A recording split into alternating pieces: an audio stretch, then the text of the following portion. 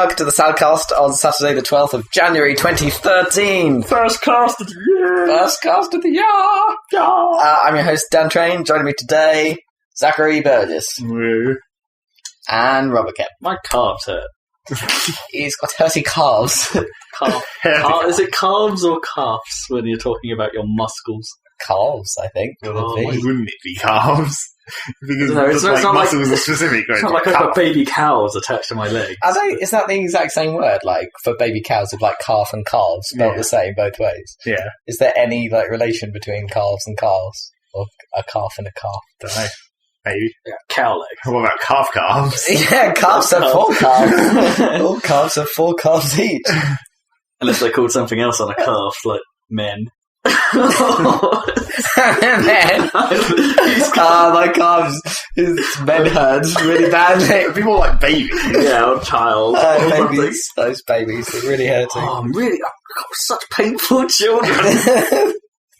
Yeah, you come call in the vet whenever your calves' children are really hurting. It can be really confusing because then presumably if cows can talk, would they refer to their children as their children then, or like in general, or would they refer to them as their calves so as not to be confused with their children's muscles? Yeah. So basically, if cows can talk, they'd be fucked with English because they've got enough specificity in this word. It's one word. They probably have their own vocabulary, I imagine. If they could talk. Probably have 50 words for grass, like that. Or 50 words for calves. They probably differentiate between types of grass that we can only dream of. They probably talk about it like we talk about wine. What are you talking about? Like, we can differentiate all kinds of grass. Yeah, I know, but maybe maybe there's about DNA and shit. Yeah. But I don't think we don't eat grass. Maybe there's a way, how we drink wine, and we have ridiculous descriptions for how wine is, like full-bodied, oaky texture. I'm sure they have the same in cow world. That's just flavours. That's not even specific to wine, really. Like, there's a lot of things that you can describe with unnecessarily complicated flavours if you want to. Yes, but it's just particularly stupid with wine, isn't full-bodied. They use the same words for cheese and things. They use quite a lot, like full-bodied. Yeah, I suppose with cheese, yeah, but they don't describe them as classically as a cheese doesn't really have a frisson of frisson. No, they do sometimes. Not as bad as wine, but they do talk about it in a weird way. Not in the same way as you. Whereas I'm not sure I've heard cheese described as coalescing a flavour. That's not even a flavour-specific word. That's just someone being overly fancy about talking about what something combining tastes like. 2 things together. Like, it coalesces, does it? or how a wine flavour eventually resolves itself. Well, that one you can definitely as it goes through your palate. That's just another word for aftertaste, basically. Like the aftertaste's better than the rest of it, I think, is what he's trying to say. It resolves in. Do you think like that's a borrowed conflict from like musical theory that resolves? I don't know the musical theory for resolves. Don't you resolve, like, I don't know musical theory, but it was like, the pattern of chords or whatever, and then you have to end it in a certain way for it to resolve properly, otherwise you get a weird feeling that it's not quite right. Oh, I see what you know what I mean? Yeah. Or whatever. Resolve the chord or whatever, resolve the what are they called? Sequence of chords? What's it called? Sequence of chords that goes around and around in a song. A loop? Yeah. A bar? Anyway, can't remember.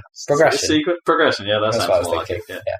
Anyway. It's like if you put it into the context of, I don't know, like the Universal intro or something. Da, da, da, da, da, and then you just stop. Yeah. It's not resolved. You need to resolve. Da, da, da, da, da. Bomb. It's like bomb. That's not a resolve of the chord. That's just a completely different sound. That's just how it does it, isn't it? I don't think you've chosen the right example. I wasn't saying the last one was the resolve. It's like you couldn't just leave it where I left it hanging. You needed something else, but yeah, it perhaps over resolves. It just dumped at the end. I'm surprised you don't use the super flowery language like in your discussion of pizzas, because that's surely... I should really, shouldn't I? I should connoisseur up. Exactly. There isn't anything to connoisseur about pizzas unless it's it's like you're not going to... cheese is delicious on that. Because the word fucking really helps with wine descriptions. Like, oh, fucking full-bodied vein. It's wine. Fucking gorgeous. Like, it's like the only... It's because there's very rarely any cases where you're going to have pizzas that come from the same place that have different flavours of. It's like, if you're talking about Pizza Hut, it's the Pizza Hut cheese. You don't get like different kinds of cheese. Yeah, and the Pizza Hut base and the tomato. It's the combination of everything. Yeah, they don't vary it that much, do they? No, they rarely do something where it's like, oh, this pizza has special cheese today. Or what the fuck is up with this base? It's like cardboard compared to the regular. Yeah. So most of the time you don't need to describe the different kinds of pizza because it's just like, this pizza came from Pizza Hut and therefore it tastes like a Pizza Hut pizza. Descriptive. Yeah. So what does a Pizza Hut pizza taste like? I don't know, compare it and Asda in flouncy language. You can't. Well, the Asda pizza is breadier. Yeah, that's true. Yeah, well, that's a base choice though. It's not necessarily because they're breadier in general. It's because the bases on the Asda pizzas are thicker. They're a better word than breadier. I think comparing Pizza Hut and Domino's would be more difficult and flowery. Well, yeah, that is a classic example. That's the Domino's base and the Pizza Hut base is the most easily distinguishable one. What's the Domino's base has a lot flowery. Yeah, has more flowery, a lot lighter taste, less dense. Well, depending on which base you get, the Domino's ones though. Well, no, but it tastes less dense. You know, it's like if you were going down the full-bodied, light-bodied route, then the Domino's is the lighter-bodied of the bases. Indeed. Yes. It's less breadier. It's more breadier. It's less loaf-like. I prefer stuff less loaf-like in my pizzas. I think my mood varies. Loafier. More loafier. My mood varies. It's like the cheese as well on Domino's. It's far creamier than other cheeses. It's like it's not like it's less mature. It's like on Domino's pizzas. The cheese flavour is less mature but creamy. So you would say a Pizza Hut pizza is mature and loafy. A mature and loafy pizza. It's a full-bodied pizza, that's what it is. Maybe that's the description of full-bodied. Loafy, mature. Loafy. That's great. Solved. The mystery of Pizza Hut flowery language. Loafy. Oh, I see what you did there with flowery. Then you get those other, like, anything that's not Domino's or Pizza Hut and those other takeout brands. Like, to a lesser extent, Papa John's, but, like, Pizza Go-Go and Perfect Pizza and stuff, who all end up tasting the same, if you know what I mean. A bit like kebab shop pizza. Probably they use the same ingredients. They just buy bulk from, I don't know, whoever supplies bulk ingredients like that. I don't know who would do that. Is it like some subsidiary of Tesco's or something that do bulk to small businesses or something? I don't know. It's like places like Break Brothers or... I don't know. It's probably people like that 3443 or the food. Oh, yeah. You see those vans around, don't yeah. they? Catering people. Although I think they just mainly do like pub food. Isn't Barlow World like a caterer as well? Is it? I can't remember what Barlow World is. You used to see tons of those. I thought that was like water softening or something weird like that. Barlow World. That used to make me laugh. Yeah, obviously. It's hilarious. I haven't written a Barlow Chuck program for a while. It's a classic Hello World. We know a guy called Barlow, by the way. Mr. John Barlow, who's given us all free beta keys to Dota 2 or something. Have you used it yet? I haven't even accepted it yet. I accepted it, but I haven't tried it. No, I haven't tried it. I will try it. I think I did accept. I don't know if it's down. I don't think I installed it. But I will try downloading it maybe. Potentially. So yes, computer games. So the only way you can play Dota 2 for free then is if you get invited. Well, it's because it's still beta. I know, but you can pay your way into it. Well, as is the case with a lot of things nowadays that claim to be betas. Did we give that the worrying trend? Yes, we did. Because I came up with that at the last. Oh yeah, that was one of those classic. Oh, fuck yeah, you're right, you bastard. Because I knew what the answer was, and then I let you guys talk about everything else first. What was the giant bomb worst trend? Did they have a worst trend, or was it just best trend? Oh, they didn't like DLC on disc, was it? Oh, yeah, lots. Or no, DLC that should have been in the game in the first place, like the Mass Effect. Just in general. Oh, yeah, that's true. Fair dues. Which we mentioned as well, because it's pretty bad. Yep. It's pretty bad. News! What was the game of the year again? XCOM. Oh, that makes sense. That's fine. Wasn't ours. No, ours was too, which didn't appear on any other critic list. Time gave it game of the year. Although I went and looked at the list and it was more like one guy at Time who actually bothered to write a list. I found it quite surprising, actually. Department, do they really? Because I thought Eurogamer might do it, but they gave it to Fez, which was our runner-up. Yeah, okay. Yeah, but, yeah. Interesting. I think it totally deserves it. Anyway, not to go over that again, but... I still stand by it. Like, in classic fashion, we've had, 2 weeks to think about what we've done. And yeah, but you still haven't played XCOM for a start. So no, that's true. I still haven't. You've only played some of Borderlands 2, but not that that's in the running, really. No. Or was in the running. Yes, but it's not any longer. But I don't think any of us have played something over the last few weeks that's really changed our thoughts on what we said. You're best placed to have judged XCOM anyway, because you played the original and stuff. Oh, yeah, exactly. You like that kind of game, so it works out well. I'm still. But then again, Rob might have liked it tons. It's like Guild Wars 2, basically. I played the original Guild Wars. That's true. But then Rob liked Guild Wars 2 so much. I am still psyched to play it, but I'm at that point. We'll talk about it later because, I finished some stuff this week. And, okay. But I don't know what I want to tackle next. Really, out of all the tons of things you have to do. Yeah, I got tons of stuff, but I just don't know where I want to start. We'll quiz you later on what you recommend I should do next. But news, what's happening in the game? Yeah, what is going on? CES this week, right? There's some SteamBox stuff going on. Yeah, let's talk about this SteamBox thing. Because I'm not sure I understand what's going on quite. It's a bit weird. Is my Valve just gave a load of money to a bunch of random developers to make SteamBox type things that are not really SteamBoxes yet. However they want, and they're going to make their own thing at some point. Yeah, they're going to make their own thing. And they were they kept going. It's like a focus group, isn't it? It's like, what do you think? What do you reckon you could do? Go nuts, come up with something, and then we'll not do any of it. Well, they clearly want it to be open and so that anyone can make one of these things, which is kind of a cool... Because they're like, oh, okay, well, that worked for the PC back in the day, didn't it? But then surely it is just a PC at the end of the day. Well, It's like... I don't quite get where the thing is. It's like, surely the whole point in releasing a SteamBox is to make something that can be put on a shelf as a consumer product. And when you say anybody, do you mean third parties, PC manufacturers like HP or Dell and stuff? It's hey, get your SteamBox, but... And there's still some fucking weird requirements for that thing, though. It's I know Gabe Newell has a real thing against Windows 8, so naturally he wants it to be Linux. Yeah. And it's that seems like a dumb decision. But they don't have fucking to be. Nothing runs on Linux. No, I know, but the ones they'll probably have to sell because that's the ones he wants to make. Yeah, well, the Valve or the licensed Steam box as opposed to a PC would probably be Linux. The Valve one will be Linux, for sure. I don't get...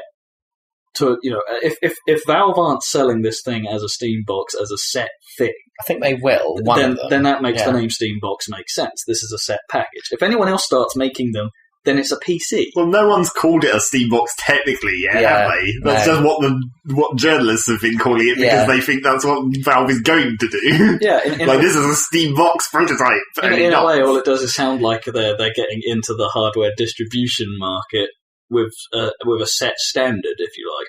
I think that may be the one area where things could go well with this, is if they lock down some kind of spec standard. So you know how, I was trying to explain this to Zach earlier, and hopefully I've resolved it a bit more in my head now. But it's when a lot of people design sort of these indie titles and these sort of arcade and XBLA games, essentially, they are targeting a hardware spec similar to the Xboxes. So when they port over to the PC, it's fine, everyone can run that. So if SteamBox comes out and has the same approach and says, right, this is a SteamBox specified spec, if you're writing and you want your game to be tagged with playable on SteamBox, then it has to work in this specific scenario. Then we might have an interesting sort of standard. I wonder if it will start equating to things like the Windows Experience rating, where Steam can go, your Steam rating is at least 1, and then when they define spec 2, for instance, it's like, oh, your rating is 2 or whatever. You can run anything that's marked as box 1 rated or box 2 rated. But how fast would they increase that?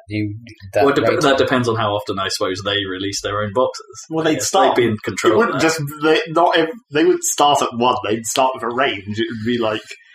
Well, no, because they'd use presumably, I would guess they'd use the same grade on PC as well to show like how much better than a SteamBox your actual PC. I know, but the risk with that is like I'd say they'd put it as like 1+, because the problem is that if they haven't yet defined the next spec, then surely the rating is meaningless past what's specified. Yeah, but those ratings are meaningless for a start anyway. The Windows rating is completely. Yeah, I know it's not accurate, and but the Windows one isn't geared up for gaming, so it rates like some elements of your system like much more harshly than it would, and perhaps it should for a gaming experience. Like CPUs get. Most games don't need a ridiculous CPU in there, so it's like anything above an i7 is kind of the equivalent. Yet Windows will dock your points for stuff like that. And hard drive access speeds, for instance, doesn't really make a massive difference to the experience of your game because most games are optimized for DVD read speeds from the Xbox. That's true. Unless it's a PC game specifically, in which case it's a whole other ballpark. But I think we're still going to have to wait. It's weird as it sounds. We don't know what's going on. I think Linux is if it is going to be Linux, that's a weird move. I don't know. I think it makes sense because they're the only people. Are they really going to get people on board? Is my problem with that. Well, the only people. Valve are probably the only people with the actual power in the market to be able to get people on board. No other. Steam makes tons of money, not just for Valve, but all the people that sell games through it, all the publishers and stuff. And if anyone can put that pressure on the PC games industry to like move towards supporting Linux as well as Windows, it's Valve. And also, the trouble with Linux is that the graphics drivers aren't good enough right now, so they need improving. So they're going to have to work on it. Well, let's put this in a different way. Who's going to buy one? What, a SteamBox? Yeah, really. A Linux-based box that sits under your TV that at launch will have very little content for it. Well, you could just install an emulator. Like Wine or whatever. You don't want to run your games on Wine on Linux. Well, it'll give you more options. You wouldn't be able to run any of the really big stuff. That's true. Don't get me wrong. I understand the concept of, I understand the draw between someone hooking up a PC to their TV and playing games that way. That sounds like a great idea for a lot of things. And Big Picture is a great interface. It's pretty nice. But that's kind of an enthusiast thing. I'm sure there's tons of people who already have a Mac and a PC, and they could just do all their work on the Mac, and the only reason they have a PC is to have it for games, and they have Windows. Well, and they could and I mean, like, even on the Giant Bomb people, you hear them saying that they have their TV hooked up with their computer in Big Picture or whatever. Yeah. And I'm sure they do most of their actual work on Macs. Yeah, they certainly do in the office. Yeah, they work on Macs, of course. So the only reason they really have that PC is to have it for the games, and if you could do it as a special box, they probably would. All right. The biggest argument I have here is that actual fact, all you really get at the moment from putting your PC onto a big screen TV is a slightly faster console. You can put your games that you would normally play on a console in 1080 running at a nice speed. Which begs the question, when the new consoles come out, why wouldn't you just buy a fucking console that can do that? It's because it will be cheaper, it'll be more supported.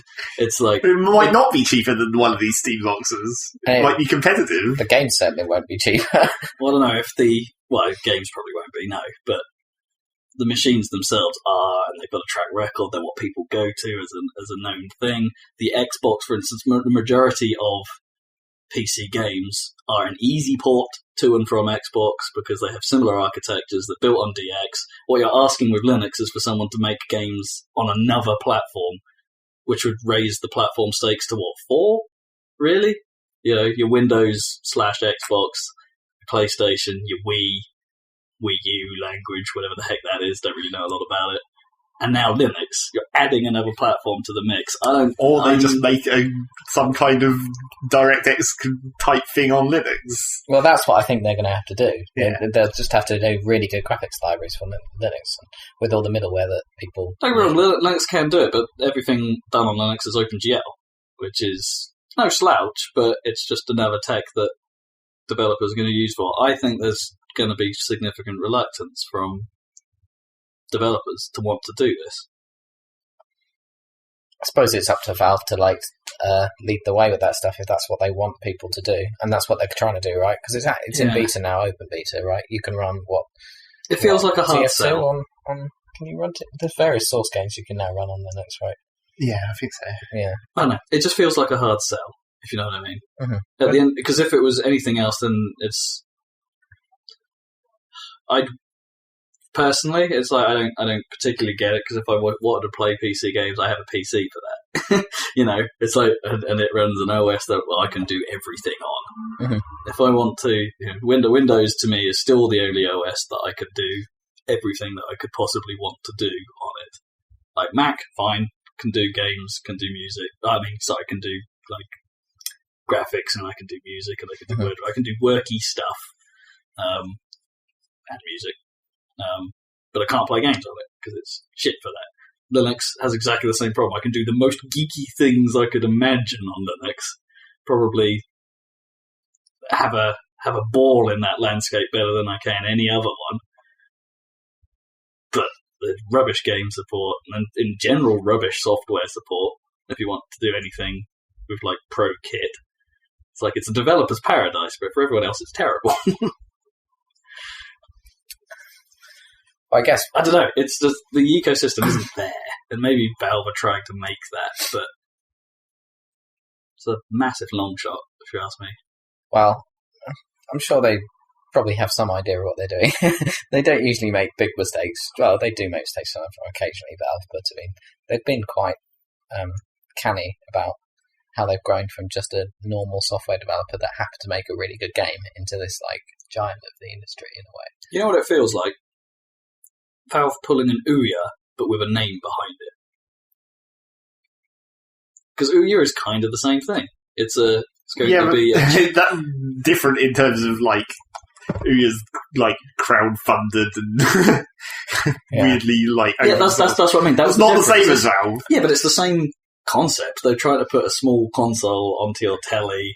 That's working in an environment that's not suited for the telly yet. That has that doesn't yet have much support. I mean, it's Android, but what's the control mechanism going to be for this thing? Really, but at least the SteamBox is Linux and theoretically Windows if you want it to be. You can install. But that's the thing. Then it's a PC. Why is it a SteamBox? Like, why do I need a branded SteamBox thing if I'm going to have to go in and hack Windows onto it? What's the point of that?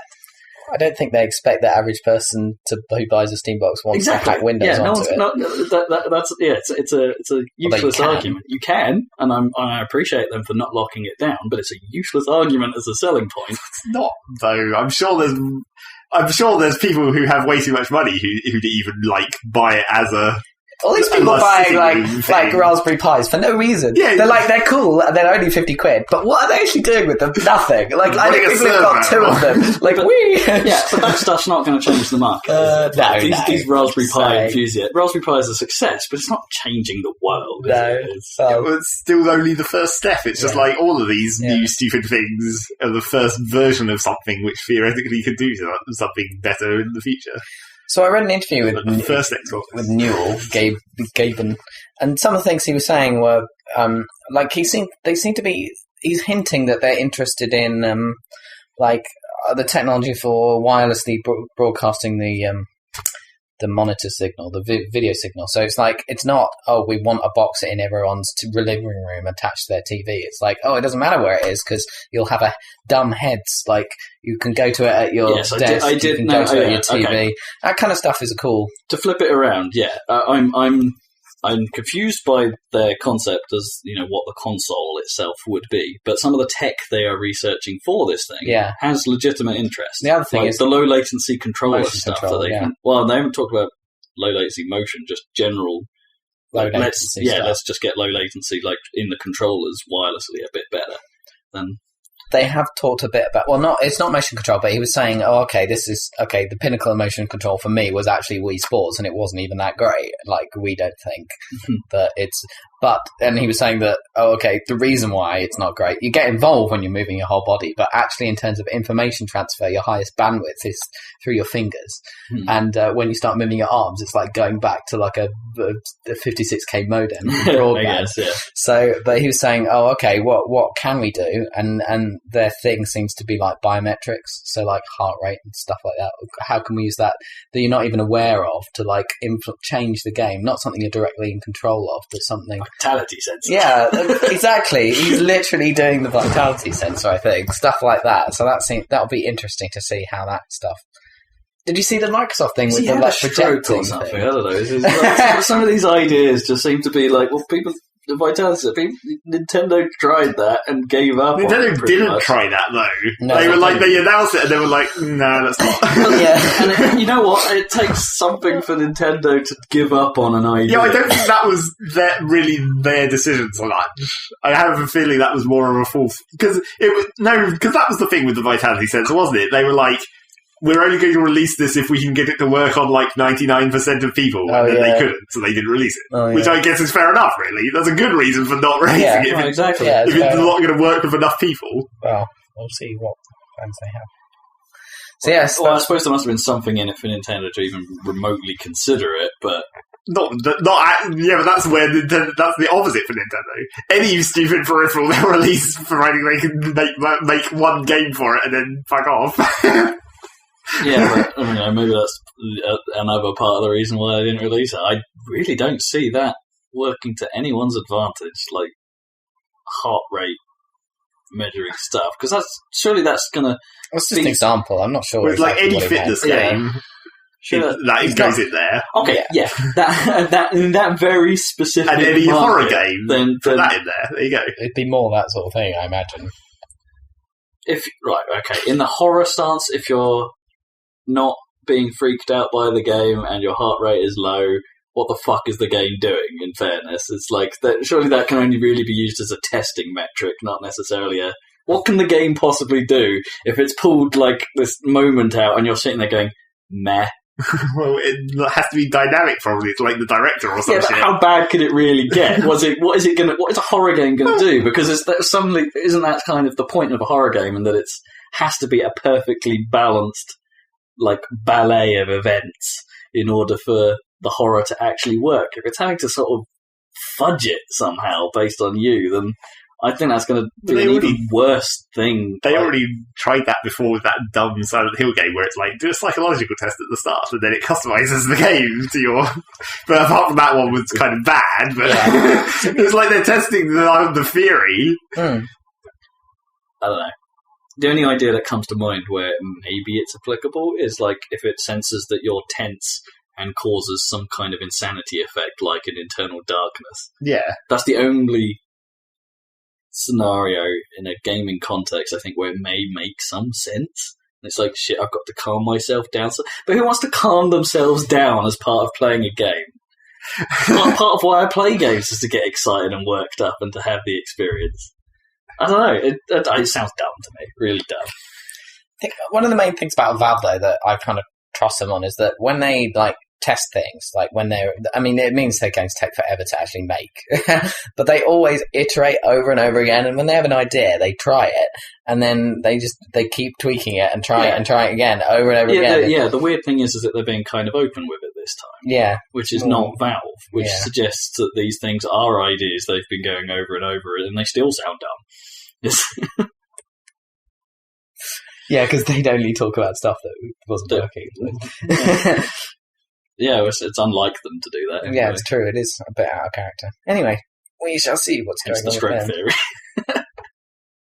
I don't know. I'm not convinced. I'm willing. I'm absolutely. All that came out very negative from me, but it's like I'm absolutely. I'd love for Valve to be a bigger player, but it's just the way they're going about it at the moment, from what we know. Yeah. I think we probably just don't know much. Yeah, it pushes all my doubt buttons at this point. Yeah. Anything else going on at CES? There was that NVIDIA thing. Oh yeah, that was Project quite funny. Shield. Well, the cool thing about that is that it can like stream stuff from your PC, right? Like in full HD. Yeah, apparently.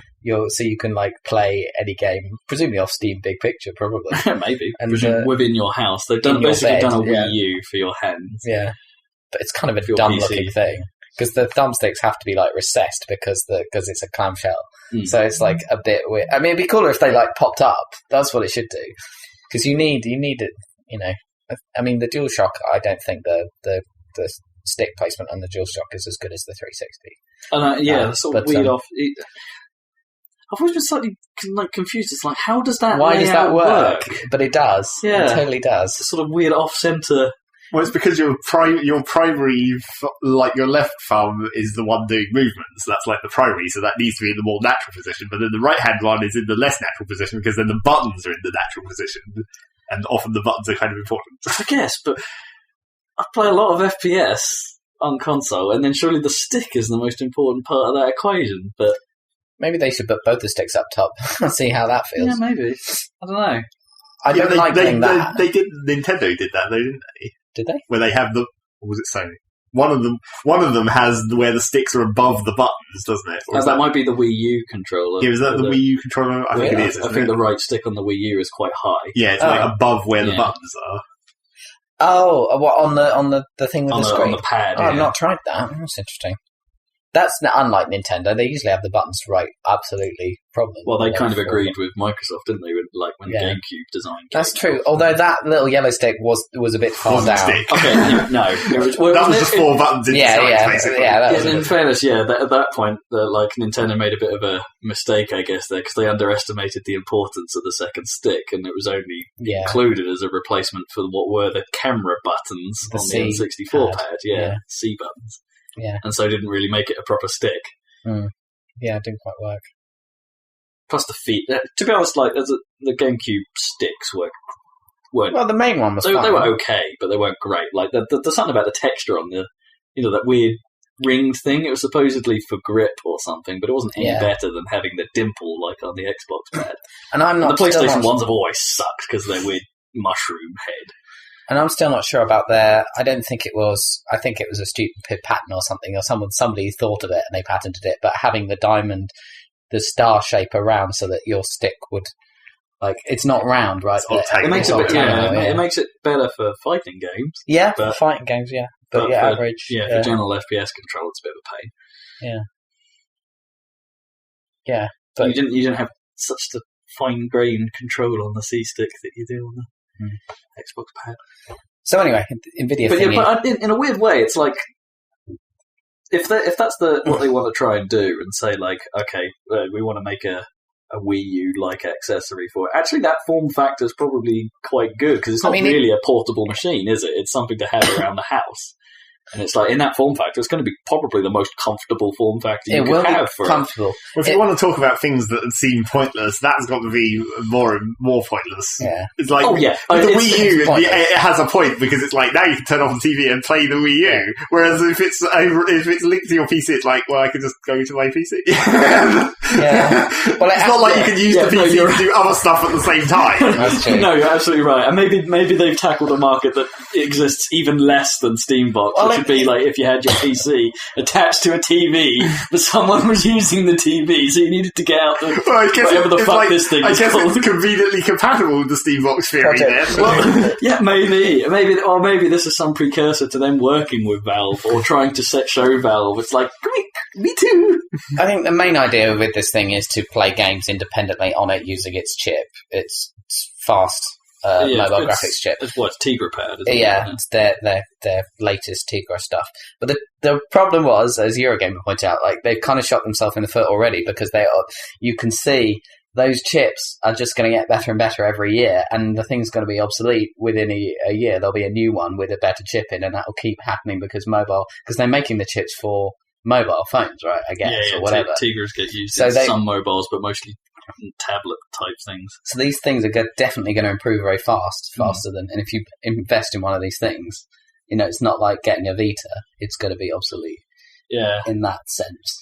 I wonder how you target stuff in Android land. Like, you know how when you target stuff on iOS, you pretty much know what you're getting into because it's like, oh, this is designed for they're the only people that make Gen chips. iPad. So this is there's some very, which is what why I thought the SteamBox spec rating was a good argument because you know what you're getting into. Yeah. So when there are so many Android handsets and so many varied hardware things, how do you target a certain power rating, or how do you inform the consumer that their device could do this? That's a good question. I don't know what happens with Android, because there must be Android developers pushing the boundaries of phones. I mean, admittedly, that problem has always existed in the PC landscape, but I guess people are sort of used to it by now. But that must be so hard in Android land. Because you don't really have just the return of the options screen, basically. You don't really know what your specs are. You just know you have a phone if you're an average consumer. You don't know it's not like PCs where they had the specs written on the box when you bought it. Like a phone, it's like, yo, you bought the new Samsung thingy. But you're not looking at the specs. Maybe Zach's right. Maybe we're coming into the age where the specs will matter. Well, mobile games will have option screens. Yeah, you'll have to make games more scalable to a more liquid form than a stepped form. Interesting. Because iOS games scale themselves, don't they? If it works out, you're playing on iPad 2 as opposed to iPad 1. Some of them will turn on. So it's because there's not, like you said, there's not very many steps there. Yeah, so the game already knows how to optimize itself. So weird old landscape coming up with that stuff. I wonder if SteamBox will have to allow you to do that as well, I guess. I think we really just don't know enough about the SteamBox. Yeah, I don't know. It's interesting. It's like you could make the assumption that in this that people are a bit more techno savvy now, and so might know how to work an option menu more, because that's one of the draws of consoles, isn't it? You don't have to deal with that shit. Yeah. It's well, who knows? Well, I say you don't have to deal with that shit. There's some weird options now. Like I like how Call of Duty had to set you through a setup process before you even let you play the game.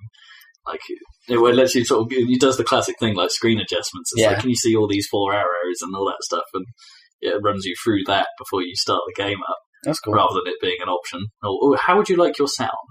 That kind of stuff. Which of these sound balance options is to your taste?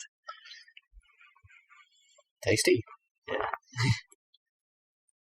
So that's the CES news, I guess. Pretty much. Any other gaming news of late? I've really heard of. THQ are more boned? Yeah. No, they are so boned because they were trying to file for bankruptcy but got blocked in some way. Well, they were trying to file for bankruptcy and make a sale at the same time, basically. They were trying to file for bankruptcy and sell to a guy that they wanted to sell to, but then what they were blocked from doing was making that sale. So they can still be bankrupt, but then they have to do a regular-ass auction of all their assets. Yeah. So they can't just give all their assets to a guy they want to give them to. They have to sell to whoever buys them. So did they not make enough out of the humble THQ bundles? Apparently not. That sold pretty goddamn well. That was before that, though, really, wasn't it? That was as they were about to announce that they were bankrupt. Yeah, I suppose so. They're boned. It's a shame. But that does mean that, I don't know, it almost seems better this way in terms of, sending IPs to places that could potentially make good stuff. I'm trying to... Rather than just recreating the company. Yeah, that's true, yeah. I'm trying to think... I mean, THQ, what are their big franchises at the moment? Saints Row, Darksiders... Company of Heroes and Old Dawn of War and all that stuff is taken. Yeah. And the wrestling shit, but that will get renegotiated, of course, because that's more on the wrestling than it is on THQ. Yeah, who they want to make their game. Darksiders, did we say? Yeah. Who would take over those IPs, you reckon, as a publisher? Those RTS guys who are making Company of Heroes 2. Is it 2? 2. It is 2. They just made a load of ones. So. Yeah, I don't know what that team's going to do. Or whether they'll just get sold wholesale and just go somewhere else. Actually, there's a point. What's going to happen to to stuff that's not come out yet? Yeah, there's some stuff in development, isn't there? Like the next exciting installment in the Saints Row franchise. Yeah, indeed. Well, Saints Row is the only one that anyone could buy that. And with Saints Row, I'd say that's a less developer-specific kind of game. So it's an open world. I don't know. It's Volition. City game. It's very trademark Volition. Well, that's true. Well, then Volition could just get bought in one lump. I hope Volition good. all right out of this. They're my favourite out of those studios. Although it's Relic, isn't it, that handled the RTS side? Yeah, that's right. Yeah, Relic are pretty good as They're well. pretty cool, yeah. Volition and Relic, let's hope they do well. Yeah, they deserve it.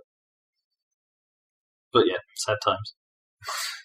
Even not so long after they redesigned the THQ logo as well. What a waste. They redesigned that quite a few times. What a waste.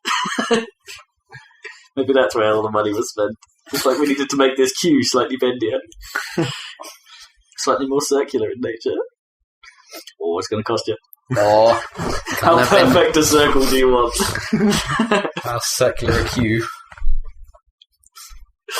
Oh. In other news, I've got an electric razor, right? and news about Rob's face. Well, I've never used one of these before. I've always been sort of a traditional shaver. And so I got fed up because, I don't know, shaving to me, I like letting my beard grow out quite a bit and then trying to take it off. But I find it kind of painful, using, like, especially around the lip area of your face. It's kind of awkward. So Gnome ended up getting me one of these things for Christmas in a Philips Senso Touch. Oh, you got Philips? I use Philips. Yeah. There's a different... apparently, you're not supposed to change to the other style, ever. Like, once you've used the round ones, you cannot go back to which doesn't make any sense. I'm sure that's just bullshit. It's just marketing bullshit. It's gotta be, It's like, no, it changes the way your face goes or something. Anyway, but I quite like the round. The round. It's like, I was going to say, like, how do you, like, use them properly? Because it did a pretty good job of around my cheeks and stuff. It was okay under the jawline, not brilliant. But around the lip area, it seemed terrible. Right. Like, it left tons of stuff there, and then I had to get, like, the traditional one out and finish it off. Admittedly, that's still better than using the traditional stuff to try and... Well, that's how I always do it. Bit. Mainly because I'm extremely lazy, and therefore I only shave, like, once every fortnight or something. By the time it's grown into almost a proper moustache. Yeah, I'm a 2-week shaver. But it's just like, you just use... Well, the way I do it is because my one has, like, a long hair trimmer on the back. Yeah. So I go long hair trimmer over everything to start with, just to take it down to the same level. Then do regular electric razor to get off as much as you can, and then get out the regular razor to actually get a proper shave. Yeah, maybe that's the route I should take. But apparently, people say, supposedly, if you shave, like, literally every day with an electric razor, your face gets used to it, and then it actually gets you a proper shave. Well, yeah, that's the thing. I don't want to go, like, be super smooth all the time. You know, I like this level of gristle. Yeah, so I think we're probably just screwed, is the basic fact of it. I mean, it did come with a different head, so I can take off the flower, or whatever you want to call it, the circular things, and put on, like, a trimmer, basically. Like a... Yeah. Oh, okay. You know, like how they always do your sideburns at the barbers. So I could put one of those on, and I wonder if that would be appropriate for around the mouth area. But it looks kind of terrifying because it's like one of those side to side looking. Well, that's what we've got on the back of our ones. Yeah, just flips out. Yeah, they didn't think that through, and this one is a completely separate head. So and they're really, like, well seated. So it's right. Well, it's because they've got all kinds of fucking ridiculous mechanics in there. It's like when you pull the thing up, the top of my one, it's like all these bits poking up all over the place. It's like, Jesus Christ. I also found it kind of funny because in the little book it says, you should probably clean this every month or so. Yeah, and it's like, and then I opened it up, like, by accident while I was trying to pull the head off, and it's just like, fucking every month this shit is full. Yeah, and it's like, be full. I'm going to clean this now. Don't blow on it, because otherwise you get hair all in your eyes. Do not blow in there. That's idiotic. Wash it under water. Tip it into the sink. Also, dry or wet? Dry, because I'm extremely lazy. Dan's got no opinion. Oh, I just use the electric one. Well, you can use the electric one. Oh, yeah, I mean, I do dry. Okay, I'll try a dry because I did a wet because I've got foam. I find it, the skin kind of sticks. It doesn't, like, glide over when it's wet, so I always wait until it's dry. Well, I find it's a lot more about, like, you're not, that's the thing with electric razors, is you're not, like, in one smooth motion, you're like... Those weird circles. Go around. Well, in your case, you have to go in circles, but my one's straight, so it's just like... little tiny grind it. You can go in circles. I suppose you don't get so much stuff stuck in a straight one, do you? Or... Well, it's got, like... It's sort of like an open space under the blade where the it still has a sort of grid yeah. thing. Yeah, okay. But yeah. So there you go. Man discussion over. I had to know. I didn't need to know if I was doing it right. Yeah. Actually, I think you're doing it fine. And you know, over and over it. And for the last week, like since I last did it, I've had this one hair. Oh, that is the worst. When you get one right in the corner. Yeah. And I keep playing with it. Yes, that's the worst. Twirling your hair. Exactly. So I'm sat there at my... Well, admittedly, I'm lucky that I'm not in an office, but I'm sat at my desk going, my tongue just like pushing it back and forth. Just cut it. Or just get fork like that with the razor. Just not been asked. But what normally happens when I do it is like when I shave, and I do it as best I can in the morning, and then like 6 hours later, it's like, okay, now stroke your face and find out where all the hairs you missed are, and then shave them off. Yeah. No takes the mick out of me every time I shave, because he just immediately looks at it and goes, you missed a bit. Yeah, exactly. It's like, fuck off. You can't see it. Unless you can feel it. You can see it if your eyes are about an inch from my face. I think I can live with that. So anyway, yeah. Shaman. Manliest of topics. I'm sure I thought of another bit of news that was actual news before we got to that, but I forgot it. Come on. Oh wait, no, it's not technically actual news, it's more just like I want to bitch about it. Oh, right, yeah. It was like, I actually loaded up Origin for the first time in quite a long time the other day, and... Are you going to play Mass Effect 3? Not yet. But damn it. I loaded it up and then it patched Battlefield, obviously. 3.5 gigs. Yeah, quite a big patch. Take Rob like 5 minutes to download. Yeah, exactly. Fibre! But that's news. I've got fibre, bitches. Get fibre. If you can get fibre, you must have fibre. Have fibre. That's not news. But yeah, I booted up Origin, and then there was a thing on the front page which was like, special deal on SimCity. Oh, sweet. Where it was like, because you know, it's like the digital... Oh, yeah. It's not even the digital deluxe version, it's the limited edition version is like 60 quid, and then the digital deluxe version is like 70 quid. Shit. Holy fuck. Because they're just like bastards. Complete bastards for wow. Yeah. But it was like, so this thing pops up, it's like special offer, buy the limited edition and get 40 quid of vouchers. And I was like, wow, that makes it like 20 quid. I remember this now. Yeah. So I went to the page and looked at it, and then I went and read the small print, because obviously it's EA, so obviously read the small print. Always read the small print. Right? But it was a completely retarded offer, because it's like 40 quid of vouchers, but it's 4 10 quid vouchers that you can only use one per purchase, and you can't use them on any DLC. So anything I would have bought on Origin, like, for example, the Battlefield DLC, that costs about 10, 15 quid each, can't use it on that. And you also can't use it as one 40 quid voucher on one big game. 3, yeah. So I was just like, well, I guess fuck that then.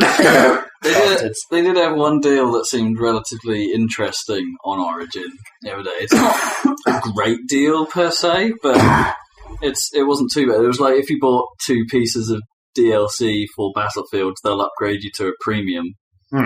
Premium, so you get all of them. Premium. I don't know if that's still happening or not, but I was partially tempted when I saw that.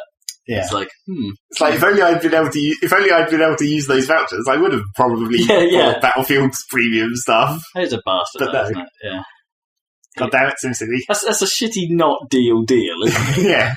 Oh, and that was the other... What was the expiry date? That was the other thing. The expiry date was when SimCity comes out, so it's like March.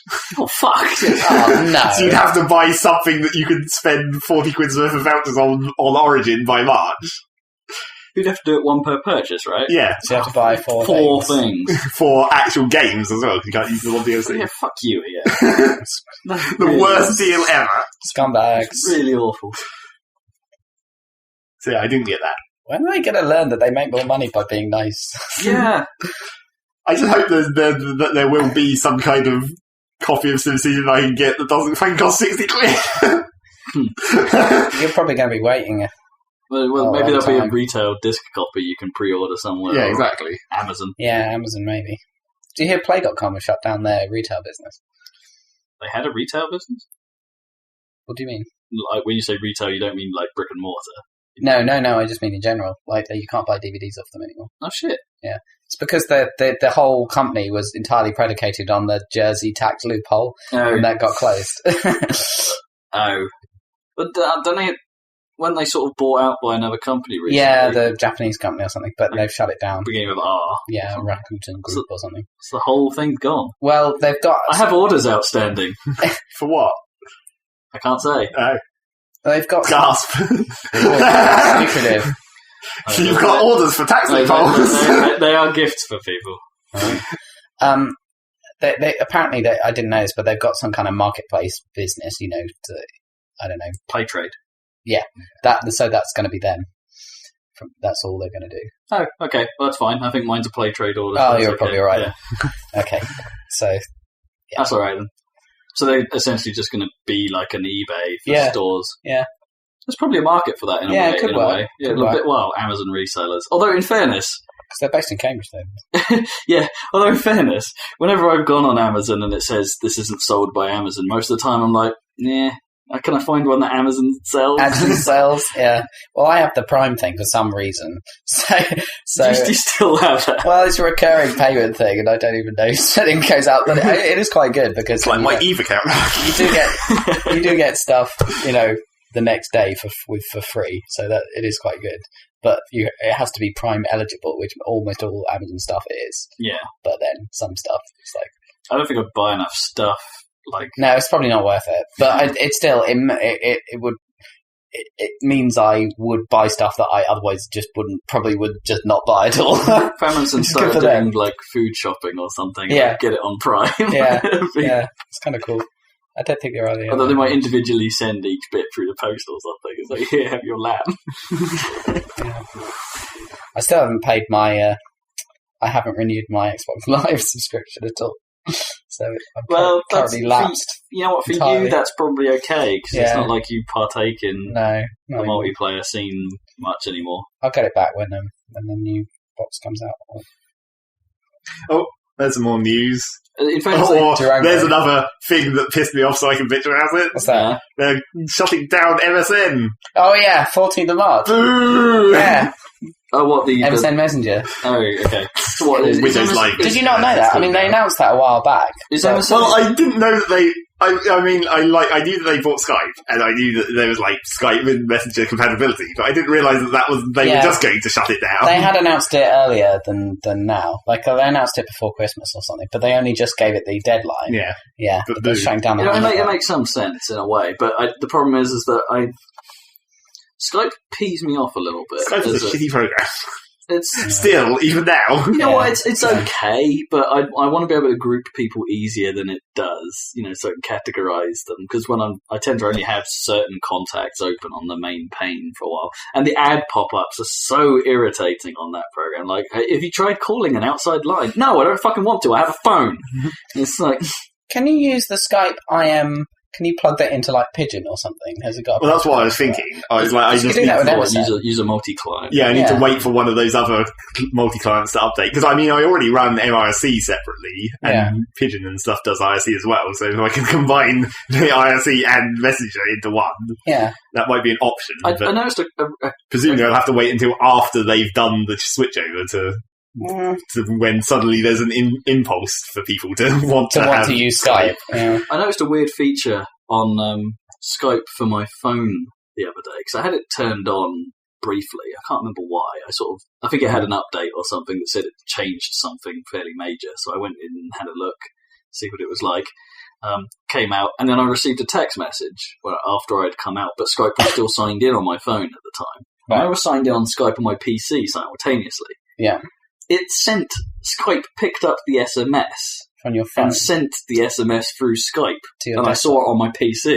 That's cool. And it's like, that's cool. What is it? It seems kind of pointless, because I'd have my phone on me. That's true. That's true. My phone is the more portable thing. Can you reply to it on Skype and it'll send it via your phone? That'd be cool. That would be. Then you can neat. Type. Yeah, that would actual keyboard. That would be pretty neat. But they'd have to be careful that you're not sending a million text messages, I guess, as opposed to. I suppose so. But then it might send it through iMessage if you have an iPhone. Oh, Jesus. So it might still be free. Oh, man. It's a little nuts. Yeah.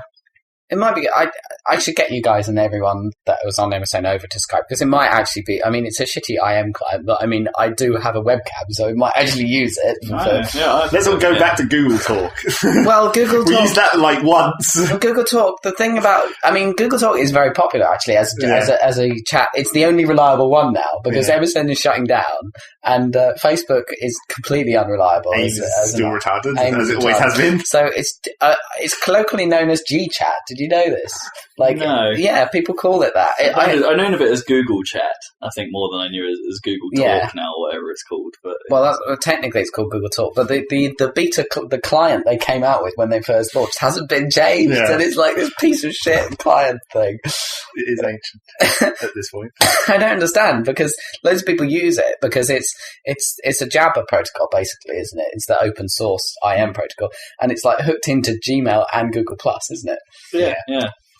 So like the integration with Gmail is quite neat, and it works nicely on Pigeon or whatever. So that's what I would prefer. And interestingly, it's probably one of the only super popular chat platform that things like Windows Phone just don't support at all. Like Windows Phone, for instance, will support Messenger. Well, it won't anymore. No, but it supports Skype. It supports Facebook chat. Admittedly, they're all in that some kind of Microsoft sphere. I think they've got a few other ones in the loop as well. That's but weird. They've decided not to use Google, despite it being a freely available API to integrate with. That's bullshit, because I think the Facebook chat, when you log onto it using an external client, which used to be terrible but is slightly improved now, I think that uses the same the Jabber protocol. Really? So the fact that they've just made a decision not to use Google. It's the XMPP or something, isn't it? Or something protocol. Anyway. Yeah, so they've obviously just blocked Google Chat, because otherwise you could just enter the details and it would just work. That's lame. Anyway, never mind. And there probably isn't a good app actually for Google. But MSN Chat without plugins was kind of shitty also. Well, yeah, that's why I've had all the plugins for ages. Yeah. And really the only reason that I still use Messenger was because of its logging. With Messenger Plus, it kept good text logs. You can configure that shit on Pigeon relatively well. Well, yeah, that's got tons of plugins. But I didn't want to have a combined program at that point. I still just wanted MIC and Messenger separately because they both do good text logs. It's a bit of a landmark, though, isn't it? How long has that been? I know, like 15 years or something. Yeah. Yeah, about that. What would that be? Does that mean that the MSN as a whole, as a brand, is going? No. So it's not had the MSN brand for 5 years. It's been Windows Live. Oh, Live Messenger. Yeah, okay. So MSN's this weird news entity. It's a portal, web portal, isn't it? It's like Yahoo. Or it's a weird thing. I wonder if they should just rebrand that into Live somehow. I don't know. Well, no, it's got its own thing. MSN. Big now news. That they've How about Bing News? Well, now that they've cut it off from everything else, it can be just Microsoft Network. Yeah. Because that's the whole point of it. The thing is, it's got traction in America, because there's even there's a news channel called NBC and MSN together. It's called MSNBC. Yeah. So and they have quite similar logos. Yeah, because it's the peacock combined with the Microsoft shit. Yeah. With the little butterfly thing. Yeah. A buttercock. Ew. Or a pea fly. So anyway, that's annoying. Yep. But so yeah, I think not Skype, Google. Yeah. Google. Well, I don't know. I'm on Skype all day anyway. I'll basically just have to see what the majority of people that I talk to on MSN are going to use. I know. Fucking Steam. Steam doesn't keep logs. That's true. Right. And that's quite annoying. How if you close the window, the chat history's gone immediately. Yeah. Yeah. It's not ideal. For when I need your IP address. Or if someone sent me a link to something interesting, and I've closed the window, and it's like, oh fuck. I'm not going to see that cat do that thing. Everything should have logging, clearly. Or just, when you pull up the window, at least show some history. I'm happy with that. Right. Games! What have people been playing this past couple of weeks? I've got tons to talk about. Have you really, though? I mean, you're going to talk about a lot of them. You want to go first? Shall I give you a choice of what? Yeah, give some rundown. Talk about then. Okay, the two new games I've probably played the most in the last couple of weeks have been Hell Yeah, the Dead Rabbit, and Crysis. Well, it's not really a new game, but the classic. I started it. Yeah. Is that why you were going on about invisibility when I was playing Far Cry 3? Yes. Cloak engaged. Yeah, so I've played a ton of those. Well, I've touched on Sonic. Played a couple of episodes of Walking Dead. Okay, should we leave that for a bit then? Or I don't know, because I haven't played that yet. Well, so. I can be a spoiler free with that, or I can try. Is there anything you want to say about it? Spoiler free, really? That shit's fucked. Okay, it's like spoilers. That shit's fucked. That shit cray. in a good way. It's it's harrowing. Yeah, it's. Although I've kind of seen where it was going in the episodes so far, if you know what I mean, I can sort of they've not been too like a little way into the episode you can sort of be I fucking know where this is going, and I've not been proved wrong, but they're still great as pieces of entertainment.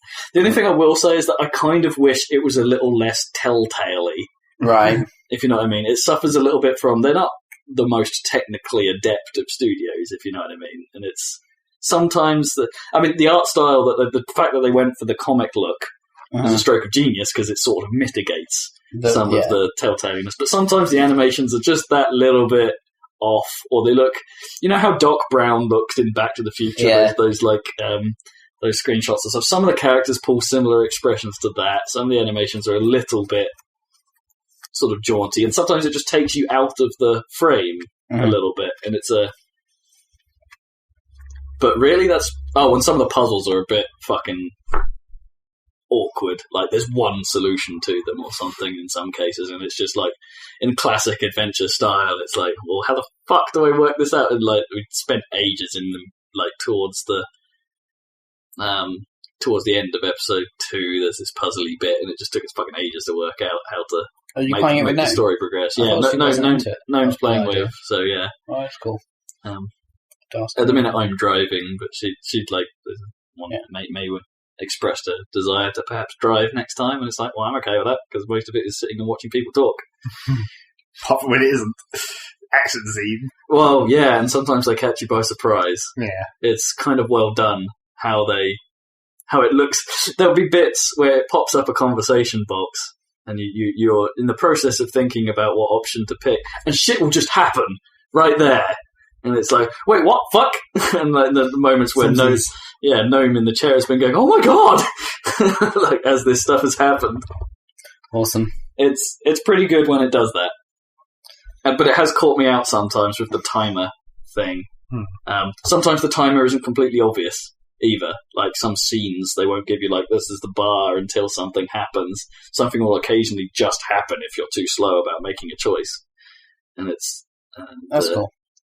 It's kind of neat, but sometimes I can't help but think it's like, I don't really want the story to play out like that. That's not the experience I wanted. But I know in a weird way it's kind of against the vein of the game, and I might have to go through it again because there are some choices that Gnome makes sometimes that I'm not entirely sure I agree with, but I want to do. Okay, and it's have your own choices.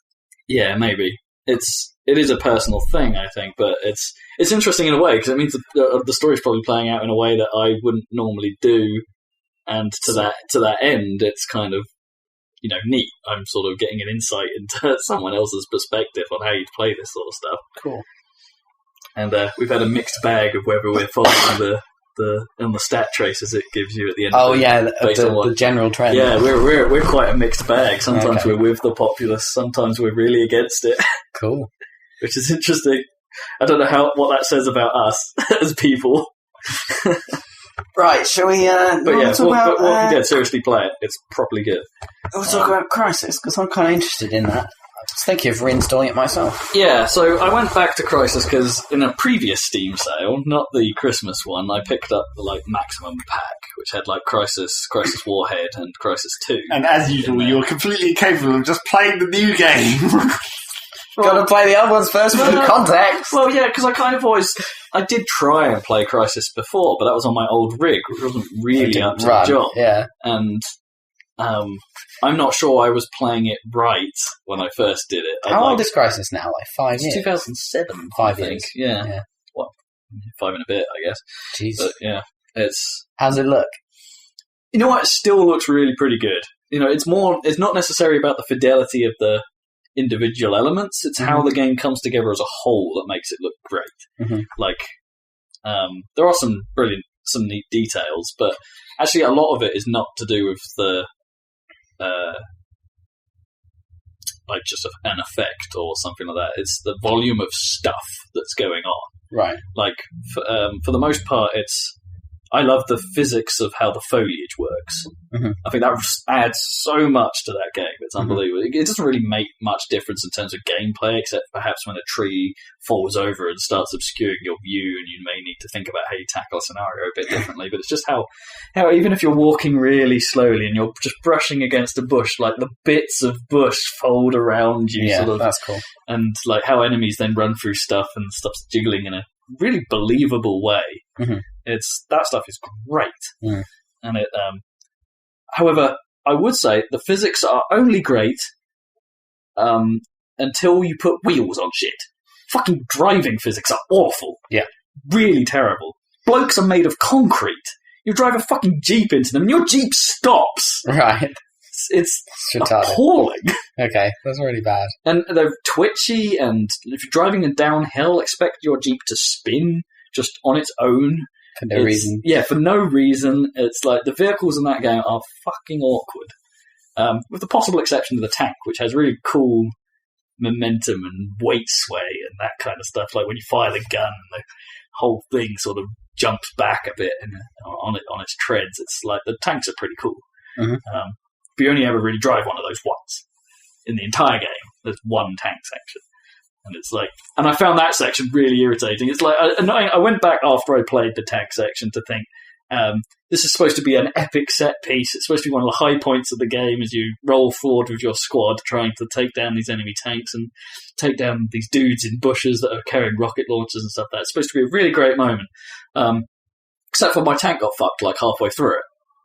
There's no other tanks. Oh. I had to like walk the rest of it, trying to somehow...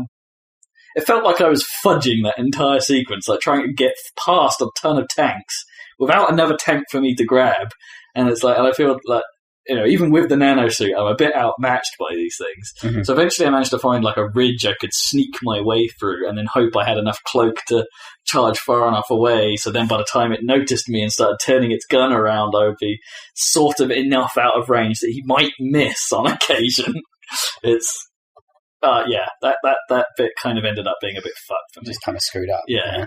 And I feel, in a weird way, I think a lot of that game plays like that feeling.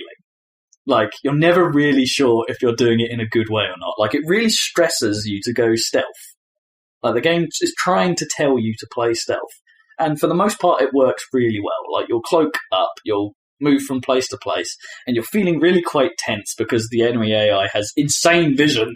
Right. It's like they're really bloody good at spotting you. Like, you're in your black suit in shade somewhere, and some dude will just go, "He's over there," and then you're fucked. And it's like, because it has a massive disadvantage to getting spot is that pretty much every camp will get reinforcements if you get spot. Right. Like another Jeep of dudes will turn up, or worse, a helicopter will turn up, or a tank will turn up. You're really fucked if a tank turns up, because then you've pretty much got to use all your rocket ammo to get rid of it. And it's so it encourages you to play stealth, and it's quite satisfying when you get it right, or get it into a weird state. Like, the way I ended up doing a lot of the harder segments was to like hide behind this little thing, get cloaked, wait for some dude to just walk past me, shoot him in the head, and then hope and sit there for a little bit while everyone goes, "Wait, what just happened? This guy's fucking dead." And then like hopefully by the time someone walks over to you, you've got enough time to put your cloak back on. So they come around the corner not knowing you, and then you just shoot them in the head, rinse and repeat. And then some points it was super dumb, because there'd be like tons of guys around me by some points, but like just enough time to kill one guy, cloak back, and hope that no one spots me, then kill one guy, and cloak back again, keep doing it. Until, invariably, situations always went to shit.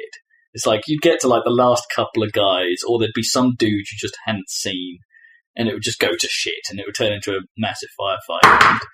What the hell was that? My phone falling off the couch. And then it becomes kind of awkward. I don't think that game really handles massive fights very well, because I always feel like with the nanosuit I can do more than I actually can. It's like the intro, for instance, seems to show shit that you just can't do. Like it has a bit where a Jeep just drives right towards him and he turns on strength mode and punches it out of the way. And it's like, yeah, you're going to die if you try that. That's not actually... It's just going to run you over. Okay, fair enough. Yeah, but it's weird because it's frustrating. You feel like you're fudging the entire time, but you come out of it feeling quite good about it. It's really strange.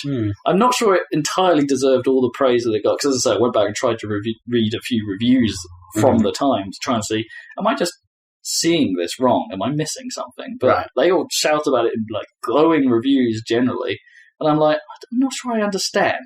Yeah. I didn't understand at the time, but I thought that was my rig not giving me the right experience. And now that I've gone back and played it, it's like, I'm still not convinced. Yeah, sure. This is... Yeah, there's some segments especially where I managed to...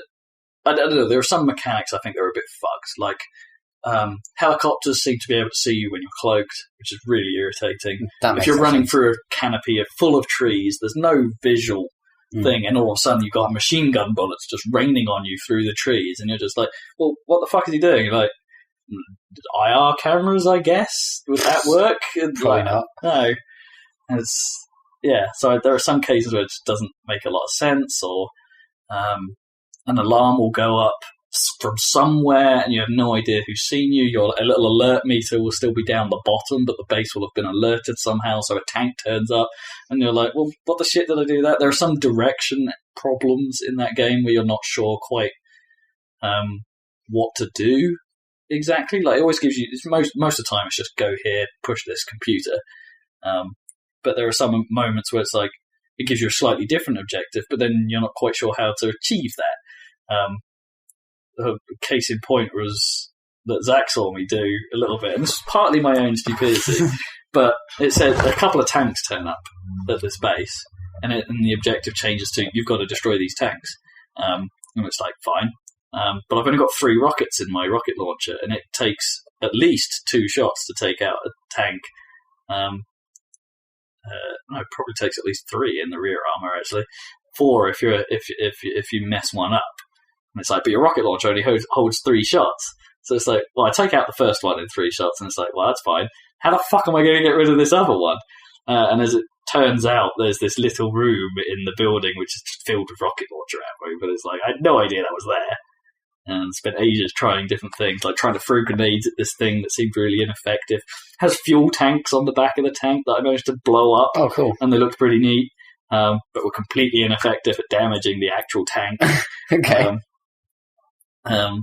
Yeah, so that bit kind of frustrated me for a little bit, and I stopped at that point and came back to it, and then Zach saw me, and then it was like, we had to read up. It's like, oh, there's a fucking room.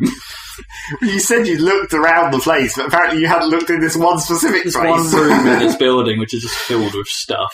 But it's not clearly signposted. Well, it's not marked. No one tells you that this room is there, and it's... And that was kind of a weird fight as well, just clearing out that area, because there's tons of dudes about, and I'd gone loud at that point and just had a shotgun and was just sort of like running out of the 2 doors of this one building going, oh, there's a dude about to enter, bang.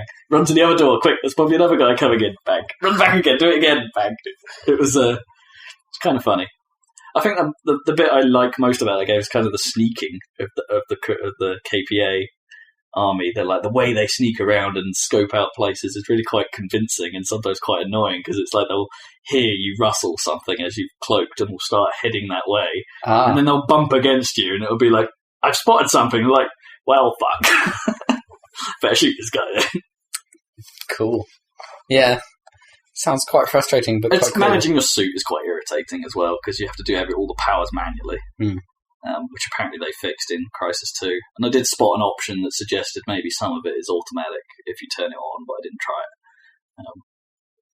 it. It's pretty neat. It's like, I agree with some elements of the reviews that it is quite an achievement, especially when you consider it was done 5 years ago. And they pull off some stuff in that game that has been done better now, I think, but at the time would have been really quite unique. to be honest with you, actually, I think the game gets better as it goes along, because there comes a point about 2/3 in where it just drops all of that stuff I've just talked about and turns into a linear shooter. Yeah. And it actually does that really well. Oh, okay. Because everyone complained about that at the time. Oh, aliens. And then... it is like that, and it is a little bit like, it is quite jarring because the game style basically changes completely. Yeah. But it actually plays really well. It is like two games, and it is quite a separation, but it's handled really quite well, with the exception that the story ends in a fucking terrible place. But alright, spoiler alert, because I'm going to have to explain this one for anyone who really cares. Yeah, the game ends with a giant mothership thing coming out of the sea around your carrier, or to one side of your carrier, and seems to have this big gun on it that destroys like the dish or whatever that's on top of this ship. You know what I mean? The communications bits, and then proceeds to just kind of hover there for a while and decides, I'm just going to use these normal little shitty cannons to try and shoot at you specifically rather than downing the whole carrier. And then when that doesn't work, predictably, it decides to fly over the carrier for a bit and then open up this giant hole in its underbelly and spew forth its minions while supposedly it's that your guys are saying it's gonna sink the ship. I don't know if that means it's gonna just lower itself onto it and like sink it, or something's gonna come out of this hole that's gonna do, but nothing fucking happens and you just shoot nukes in the hole. It's like, it's terrible boss fight. Okay, that's dumb. It's just, given the rest of the context of the game, this thing is just awful. And it ends with you getting a radio call from one of your comrades who you thought was lost, and you fly off into the distance to go and rescue him, and that's the end. Right. That's no closure at all. And apparently it isn't resolved in any of the following games or storyline, and perhaps some of it is hinted at supposedly in a comic that's written in the Crysis universe, and some of it gets resolved there. But it's like, as far as game storytelling going, that's a terrible ending. Really down on that. Yeah. So there. But yeah, I kind of enjoyed it. And I sort of, as soon as I stopped playing it, it was like, I wonder what Warhead's like. Which was like the standalone expansion. It's more of the same, basically. But the other dude who you're separated from or something. Yeah, so it's like, I wonder what that's like. I kind of want to carry on. So it's good, but kind of odd. Okay. That's Crysis then. You know what? I've just had a moment. You know what it feels like? A moment, a senior moment. Yeah. You know what the combat feels like, actually? It's quite reminiscent of Time Shift. It's a great reference for like 0% of the population. You're probably right. In a weird way, the gunplay feels very similar to how you go about doing Time Shift, and you're never quite sure you've done it as the game was intended to be played, but you muddle your way through. And actually, the way the guns feels quite similar. Sometimes, like, dudes seem overly strong for having bullets, being riddled with bullets, and they're still getting up and going, hey, I can still shoot you. So yeah, random thought at the end. It feels a bit like Time Shift. Just a much better version of it. Without time shifting. So there. It's like Time Shift without the time shift. So, what about this Hell Yeah business? Hell yeah. Hell yeah. It's basically modern Earthworm Jim, if you ask me. It plays, which is no bad thing. But still not as cool as Earthworm. It's not as cool as Earthworm Jim, no. They're kind of the... It hasn't got Dave Fairy. No, it doesn't have Dave Fairy. It's... the characterization isn't as strong because, there's only you and your butler, essentially, really, who stay with the whole story. And it's, because everyone else has like one or two fairly cringe-worthy cliche lines of dialogue, and then you kill them. Yep. And but it's fun. I don't know, if you actually played it, Zach? No. Got around to it yet? I don't know, I find it really fun to play. It's pretty neat. There were some reviews had problems with the platforming controls, but I think they're fine. I don't have a problem with them at all. They work pretty well. It has some pretty ingenious ways of killing enemies in places. that don't actually involve combat.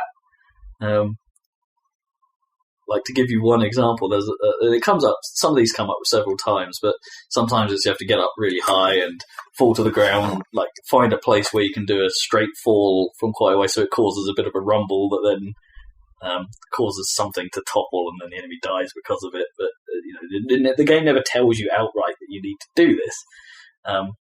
Like, sometimes it's like, show this enemy the big picture was one of them, and I'm like, wait, what the fuck do you mean? Until I remembered that there's a zoom button. And by zooming out to show the map, it supposedly, like, filled this riddle that he saw the big picture and he couldn't take it and died. It's really random. Sort of, like. Oh, you mean like in Hitchhiker's Guide? What's it, the infinite...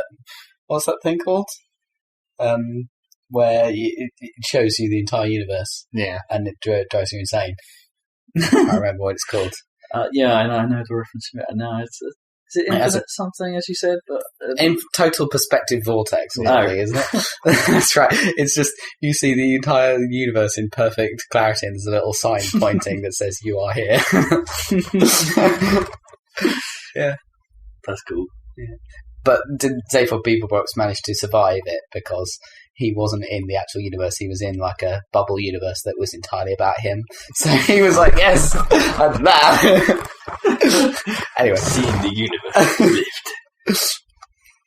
And it's like the way it works out a map of the entire universe is by the principle that everything is connected to everyone else, so they just shoved like 2 electrodes into a small piece of fairy cake, and that's how it extrapolates the whole map of the entire universe. Anyway. Awesome. Anyway. We're yet to tap the power of fairy cakes, the untold powers of wisdom. Because the guy invented it because his wife was always telling him to get some perspectives. Genius. Anyway. Yeah, I forgot where I was at. Sorry. Hell yeah. I've got too much perspective now. I don't know. I find it fun. It's like whenever you kill one of these, like, 100 monsters that you have to try and find and hunt down, you get this little WarioWare-esque quick time event. And they're kind of simple at first, but get a little bit more difficult as the game goes on. And it's really dumb, but it kind of makes a bit of me sort of giggle inside a little bit. Like it's like just the randomness of this game, like why they have no real purpose being there. It's just some way to finish off the thing. But you can fuck some of them up, and then it'll hurt you, and you've got to do a little bit more damage to the enemy and try it again. It's like they're completely detached from the main gameplay in a strange way, but it's somehow entertaining. It's hard to define. Like one of them actually does the Mortal Kombat toasty reference as well in there, but it's not toasty, it's roasted in this one, so they don't get in trouble. But a little bit of toast pops up in the corner screen, goes roasted. I don't know. It's cool. Fun. It's a fun game. It's I forget how long I've been playing it, like 5 or 6 hours or something. I'm most of the way through it. Right. So yeah, it goes on for longer than I expected. And then there's stuff apparently that I haven't yet. There's this mission thing which I don't really know what it is yet, but I'm yet to do. I did have some problems with it at first on PC, in that bits of it just didn't work for a while. They have this thing called the Island, which is a bit like a it's a meta game of sorts where any monster you've killed, they get sent to this island, and then you can put them to work to gain extra stuff, like if you want more money or if you want them to find secret items or stuff for you. And it's kind of like, and I don't know if it works in real time or if it's like based on how much time you spend on the game, but you come back to it every now and then, you can claim your rewards, blah, blah, blah, that kind of stuff. Really tiny little thing, but it's like gives you more stuff, which is always good. But that didn't work for me at first at all. Other than for a while, every time I went back there, the game would just crash. And it's like, damn it, great. But then mysteriously, it started working again at some future point in time. So I don't know what that was. That was fairly consistent for a while, that problem, but has cleared itself. Yeah, it looks great as well. The art style's pretty good. There's a lot of every area is very distinct, and the animations is all fairly slick, fairly smooth. all the time. Even if the monsters don't really animate per se, they like have their set pattern, their set animation that they do is quite nice. But that's the only animation they have, other than like a one frame. I'm bugging out kind of face when they're about to die. There's sections in space where you have to manage your fuel gauge. There's a section underwater where you have like bombs that you drop on people, and there's and you're firing missiles and stuff. And it's quite varied, surprisingly varied. Yeah, it's alright. Cool. I like it. It's good fun. Sounds good. Okay. Little game of the moment. There you go. Hell yeah. Go Sega. It has a weird feel to it in a way. Like you know how like games were when X-Blar first turned up. Mm-hmm. It's like that fairly simplistic menu and stuff. It has got a bit of that old feel to it, if you know what I mean. Yeah. Like in places, it's not the most polished thing it could be, but reminiscent in a way of something that happened like 5 years ago, and I kind of like it for that. So yeah, hell yeah, recommended. Yep. Gets the Rob seal of approval. I'd be interesting to see what Zach thinks of it. But... You going to be playing it? Maybe. Got Braid as well at some point to do. Yeah, you should play Braid. I'd probably play Braid like in more priority. What's next on your agenda? Oh god, what else do you want to hear about? Played a bit more Sonic Generations. That game is still awesome. Yeah. Shit, yeah. What other stuff did I mention? I can't remember now. Played more pinball. Found it had more combat sound in it. Oh, Fortnite Guild Wars 2 and Borderlands 2. Oh, Borderlands 2, yeah, that's the important one. Yeah, it's Borderlands. I still stand by what we think we said before, and that it's, or that Zach has reported on before, that it is Borderlands, it's just that little bit better in pretty much every way. Cool. Like, it's what you want from a sequel. Yeah. You used to want from a sequel in the old days. I want the same thing, but better just in every little way. Yeah, it's a very incremental improvement. Old school sequels. There's because it used to be that unlike in films and TV and books, like in video games, you could almost guarantee that sequels were better than the first game. It used to be that way. Because they just improved every feature. The technology had come along. Sequels were always just better. That was all they set out to do, was to make the last game, but do the things they couldn't do first time. Yeah, but now that's no longer true. Often the first game is the best in the series. Quite often, well, not always. But sometimes. Yeah, you could argue it's less common now. It wouldn't have happened that Mass Effect 3 was, Mass Effect 3 and 2 are kind of similar technologically, aren't they? Yeah, and in style, and one is quite a different game. That's from true. The other two. But I'm just saying, like, well, it's like Assassin's Creed, isn't it? Assassin's Creed 1 is quite different from all the others. That's true. Yeah. I still think probably 2 is the best in that series. From playing the first 3, I agree. Yeah. So, yes. Yeah. That's your... Sonic Generations is still awesome. Play it if you haven't. I saw you can get 10% off Sonic Racing Transformed if you pre-order it on Steam now. It's available for pre-order. It's coming out end of the month or something. So, yes. Exciting. I don't know. Given how much is on my play, I might wait until the sale comes Fair enough. It'll be in the sale. Right. So, this leaves me in a conundrum now, because now I've finished Crysis. It's like I need a big game to start. Really, you know what I mean? I've got these little things. What have you got on your list? Right, I can start Crysis Warhead. Yep. It's probably Batman Arkham City. Oh, that game is sweet. It's still on my list. Have you got that? I've got it, yeah. Oh, you should play that. Just not got around to it. You played through Arkham Asylum. I played Arkham Asylum, yeah. Arkham City is pretty sweet. I don't like it as much as Asylum, but... So everyone says. So that's on my to-do list. Spec Ops The Line. I picked up in Midweek Madness this week, so it was like a $5, which was cheaper than what it was during the actual... that was the Yarsies game of the year. Really? Yeah. Huh. I'm intrigued by it. But he plays that game. Yes. That's his job. True. I'm really intrigued by it, because what people have been saying about that story is just fascinating. Yeah, that's exactly why he chose it, wasn't it? He basically chose it because because he's a writer. Yeah, and also because he'd been going on the entire year about Spunk Gargle Wee Wee or whatever, and how that kind of is Spunk Gargle Wee Wee game, but it's awesome. Yeah, he wanted to do an inversion. Yeah. Do you know what that is? No, Spunk we talked about that before on this podcast. Spunk Goggle Wee Wee is modern military shooter, but in Yahtzee terms. Spunk Goggle Wee Wee. Yeah. So Medal of Honor, Call of Duty, all that stuff. Yeah, it's a bit like it plays third person though, doesn't it, as opposed to first. Yeah, but so it's still a bit different. And Nolan North. I need to get my Nolan North fix for this year. Get your North on. So there's that to do as well. Oh, what else is there? And I've got quite a big list. Like the next Assassin's Creed. I say the next one, start Revelations at some point. I've forgotten now. There is more. XCOM. Yeah, that's the other big one. Or Civ 5. Civ 5, it's ridiculous. I keep thinking, I should buy that. And it's like, well, I'd probably play one game of that because it would take true. 10 hours. It would probably be the same for XCOM for me. I'd probably only play one, unless I fail really badly at the start. I'd probably end up playing one sequence through it, I guess, but it's because they take quite a while. Yeah, but that's different. You're playing the whole game through from start to end, really, kind of, aren't you? I suppose it's similar, isn't it? It's like a game, isn't it? Yeah, you can still fail. Yeah, I suppose so. But I feel like if I went through XCOM once, I'd have kind of finished it, whereas with, as it were, even though you could play it again. You could classic as many times as you want. Yeah, but with Civ, it's like, it seems like one game is like a level in another game, and yet it takes like 2 years. I do remember getting quite addicted to Civ 2.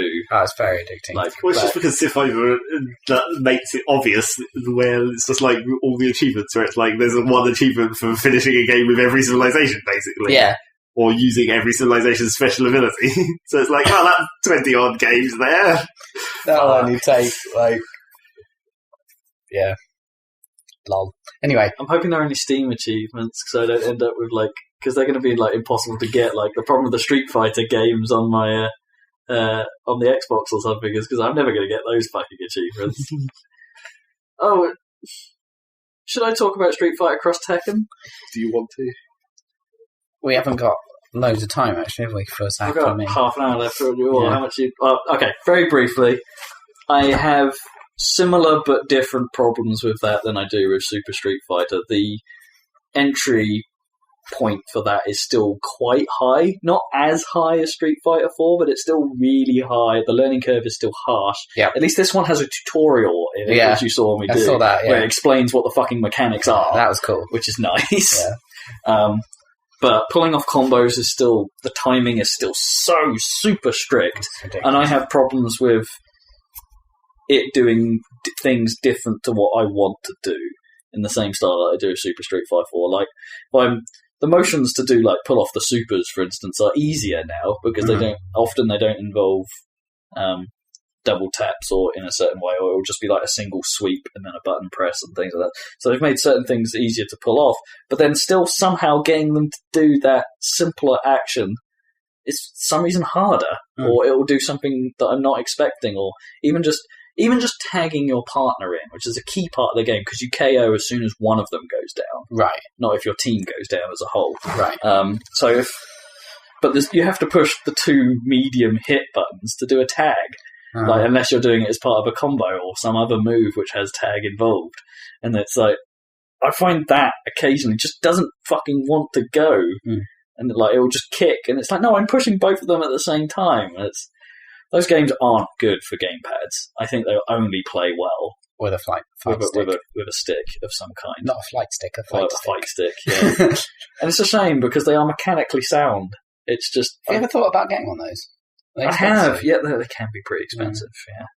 It's I have really thought about it, but whenever I think about it, it's just I'm probably just going to have more fun playing Marvel vs. Capcom, or picking up one of the Soul Calibers or Dead or Alive 5, something like that. I'm probably just going to have more of a fun time with one of those games than I am with this. And it's annoying because I appreciate what they're doing. The Tekken stuff is pretty cool, how they've done it, how they've managed to bring some of the recognisable traits of the Tekken characters into the Street Fighter universe, and for the most part it works. They've done a really good job of that. Nice. And it's... I want to like it, and I want to be good at it, but I just find it such a fucking frustrating thing. Yeah, it's just so hardcore. In easy mode, again, like I went through the arcade mode of that pretty quickly, pretty easily. Up it to medium level. Fuck me, that's a hard game. I just grasped it. Mm-hmm.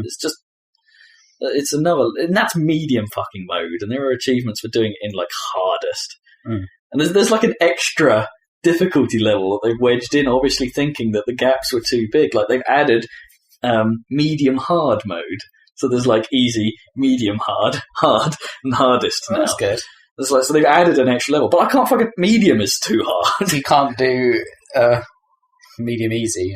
No, and certain rare. Yes, medium rare. Medium rare. I don't know. It's I can see it's a good game, but I think and a lot of the game's content, like stupid things, are blatantly behind paywalls that are right there. And you know that game was part of the whole like DLC on disc debacle. Mm-hmm. It's like the game fucking shows you that the characters are there and that it has them. They're on the bloody character select screen from the off, just grayed out, and it's like, well. I thought at first they were things you just had to unlock, but it's like, no, they're the DLC, and it's like, and they're right there, and it's like, it's a debt-free problem, like how it just puts like stuff that you could buy right in the middle of you selecting a car, like to actually use. It's fucking irritating. The modern world, of legs. So I don't know how much of that I'll actually, but maybe playing against humans is a better experience. But I haven't yet dared try. If you know what I mean, because that game just makes you feel terrible. So there, cool. Street Fighter Cross Tekken. That's pretty much all I'm probably ever going to say about that. Okay, now we've got the lowdown. Okay, right, wake up, Zach. It's time to talk about what you've been playing. What about your shit? Not you've been sleeping. Oh, you want me to? Yeah, talk about Far Cry. It's probably okay. What do you want to know about Far Cry? Because I've been playing it. Looking from what seeing you play it just then was probably the first sort of long period of longish, single period of gameplay that I've seen of it, rather than a clip of, or something. And it's like, it looks like a lot like Crysis. It looked like it plays quite a lot like how Crysis plays, with the exception that you don't cloak. Yeah, kind of. But like I said, kind of attitude-wise, it's more kind of fun and just causey feeling than Crysis-y. Do you see what I mean? Yeah, Crysis is very serious. Gameplay-wise, I can see where you're coming from. Like I say, you don't have all those crazy powers and stuff in Crysis, but there is a lot of that stealth stuff. It's like you don't have the cloak, but I mean they're dumber. Like they can't see you instantly. Like it provides you in foliage. It's got quite a cool little indicator thingy, which is like it takes them time to spot you. If you're right in the open, they'll spot you in like half a second. But if you can see there's an indicator and it points where they are. It's at the top of the screen and it fills kind of sideways depending on how spotted you are. So if you see it grow, has that as well. I didn't see that when I was looking for that when I was when I was watching you play, because it's like, well, once you're spotted though, then it goes to the top and just stays red. No, Crysis has a very similar thing just in the bottom left, and it never really tells you about it, but it's like the alert level. Yeah, and like if it suddenly jumps, then it's like, oh fuck, someone's seen me somewhere. Yeah, well, this has got like individual alert levels for different people, kind of. Oh, okay. So you can so one person over there is beginning to spot you, and it comes up, and you have Crysis did that with coloured. It would mark some people as yellow when they were suspicious on the map, and red if they're. Well, weirdly, that did that kind of weird. Yellow was suspicious and sort of looking around, and red was either attacking you full force or don't care. So it's like if you saw something that was red, it's like, well, my alert level's down, so I'm assuming that means don't care. So, and of course you've got that the camera thing. It has a lot of zoom on it, and it's just used for scoping. I don't know why it's a camera and not a binoculars. It makes more sense, but because it doesn't take photos. But anyway, you can once you've spotted people with the camera, you just sweep over them, and it tells you what class they are, and also you can kind of see them behind buildings from after that, or behind. But the game lets you tag without that. Yeah, which is the big thing. Yeah, because you have to tag them with the binos in Crysis, and apparently you had to in Far Cry 2 as well. Oh, did you? Because in this, if you actually just hover over their face for like 2 seconds, then it will spot them. Yeah, but it doesn't spot them. You can't with the camera. You can just sort of sweep, and it's easier to spot people with the camera. So it still has a point, I guess. Yeah, exactly. It's definitely worthwhile. When you're first over a base, you always sweep it with a camera to try and spot everything you can. And it makes a little boom sound when it's spotted them. Yeah, that was the annoying thing in Crysis. It doesn't really... You don't get much feedback when you've actually spotted something, right. Especially if it's a long way away, 'cause it'll probably be out of range of your mini-maps. You don't see the arrow appear. The only thing you have is that the glow around it will sort of flicker white briefly to say, oh, okay, I've tagged that. But it's like, it doesn't make a noise or anything, so sometimes it's just like, have I got that? I'm not sure. I'll just put my binos over it and click it randomly and see if I've got it. And eventually you're just going, well, fuck it, let's just go over this. I don't know if I've actually got this guy or not. Yeah. So it looks super obvious, doesn't it, in that? Because you get that symbol over their big head red and everything. thing. Yeah, it's quite clear. I mean, it's weird because there are a lot of like... What do you think about the seeing through things, though, that gives you? That seems kind of odd. It's a bit weird. The thing is, it's not like a... it is mostly jungle with a few buildings. It's not... If that would be a crazy power if it was in corridors, wouldn't it? You'd be seeing through. But really, there's not much to obscure your vision much of the time, apart from... It's helpful because it makes sense with foliage, because otherwise it'd be really annoying, because you would lose I don't know. I kind of liked that, in that when you're not quite sure where the guy is. Yeah. You can't quite see him, but if you get the binos out, you might have a chance of seeing his outline come through the foliage. Right, okay. It was a tension builder in Crysis. Yeah. And it worked quite well. I don't know, the guys in Far Cry 3, there's a lot of them and they're quite dumb, I think, my feeling, compared to Crysis. It feels like in Crysis they're more... I mean, they can kill you really quickly, actually, if you're not... It looked like you were having to heal quite a lot. Yeah, I wasn't really doing it very well. I would probably have tried to do it slower, probably, if I... Or if we I don't know. Hovering. Yeah, maybe. Or I don't know what I would have... Or did the music drive you to do it? Yeah. Well, I don't usually do that running around, but the thing is, I got an upgrade recently that makes it a lot easier, which is just being able to move faster while crouched. Because crouch, it makes quite a big difference to your stealthing. Because basically, if you shoot someone, even with a silenced weapon, say you shoot someone with a silenced sniper rifle, they still kind of know where you've come from or whatever. So, but all you have to do is move. And then they'll be searching where you were or whatever. I see. Yeah. Although the crossbow is totally silent, but they will obviously see a dead body. They see the arrow, probably the direction of the arrow. Yeah. They can work it out and stuff. Yeah, but I was getting quite frustrated for a while when I was really trying to get in and knife people, and because then you can get a power to drag their body away, but you can't once they're on the ground, you can't move bodies. You have to do it when after you've knifed them, you can then move them. But I mean, it got to a point where the bases just had so many enemies that I just was constantly getting spotted, and I was getting quite annoyed. But then I switched tactics completely. I discovered that with the silent sniper rifle, because the alarm systems, if you get up to the alarm system, you can short circuit it, and that takes out all the alarms on the base. But you can usually there's only 2 or 3 alarms, and you can shoot them from far away with a sniper rifle, and they don't notice. So you just have to shoot all of them to get them down. But then if they don't have the alarms, they can't bring the reinforcements, which is the real pain. So then you can kind of take them out one by one. But the bow is really good, actually, because also you don't spend so much money on ammo, because you can pick up your arrows off the dead bodies and stuff. Okay. No, that's kind of handy. Cool. Yeah, and it's quite good for the hunting stuff as well. It's definitely a fun game. It's not... There's a load of weird that the hunting seems appealing to me, because that sounds in a way like a bit like a grind, but somehow I think I'm having flashbacks to Red Dead. Stuff like that, how that could actually be kind of funny in a stupid way. I liked Red Dead, well, in many ways, but it's a bit different in a jungle too. When you can't see, it is quite terrifying, because the things like tigers and stuff are actually much more dangerous than soldiers, really, because they take quite a few hits, and they will just maul you quite badly. So, and you have to kind of keep track of them through the jungle and stuff. It's quite cool doing that, because there's these hunting challenges. I haven't done that many of them, but some of them give you crafting stuff, like it's not an ordinary tiger. It's like a super rare one from this particular mission, and it gives you a super rare pelt that you can use to craft medium rare tiger. The top crafting thing. And there's the skill trees and everything as well. It's one of those games where unlike something like Skyrim, where everything is everything is always awesome, like always getting better. In this, and everything is always an improvement. In this, it's like, well, I have a load of points, and I'm not even sure I want some of these skills.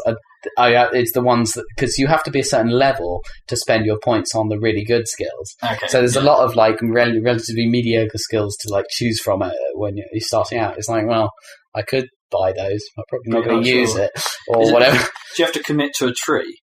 Kind of, not really. I mean, there's like little ones that are like together. I guess a bit like in.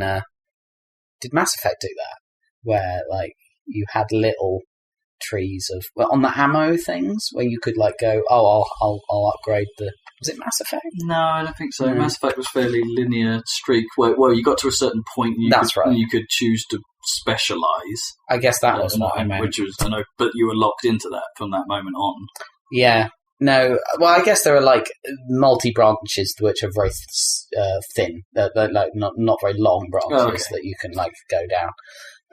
Yeah, because they're split into like 3 areas, but I don't really see. So it's plausible to fully spec quite. Yeah, I think you could. Yeah, you could spec in certain directions, but it doesn't make a massive difference to certain skills like that. I was supposed to say, how does the game scale that then? Because in Skyrim, presumably you can just level things up. Yeah, make them tougher, low, to keep the challenge up, no matter what your skills are. But it's how does this deal with that, or do you just get more powerful? I think you just get more powerful. I think, and it's one of the things. Presumably, the games like the missions and stuff just get harder. I think they do, but I think they're like.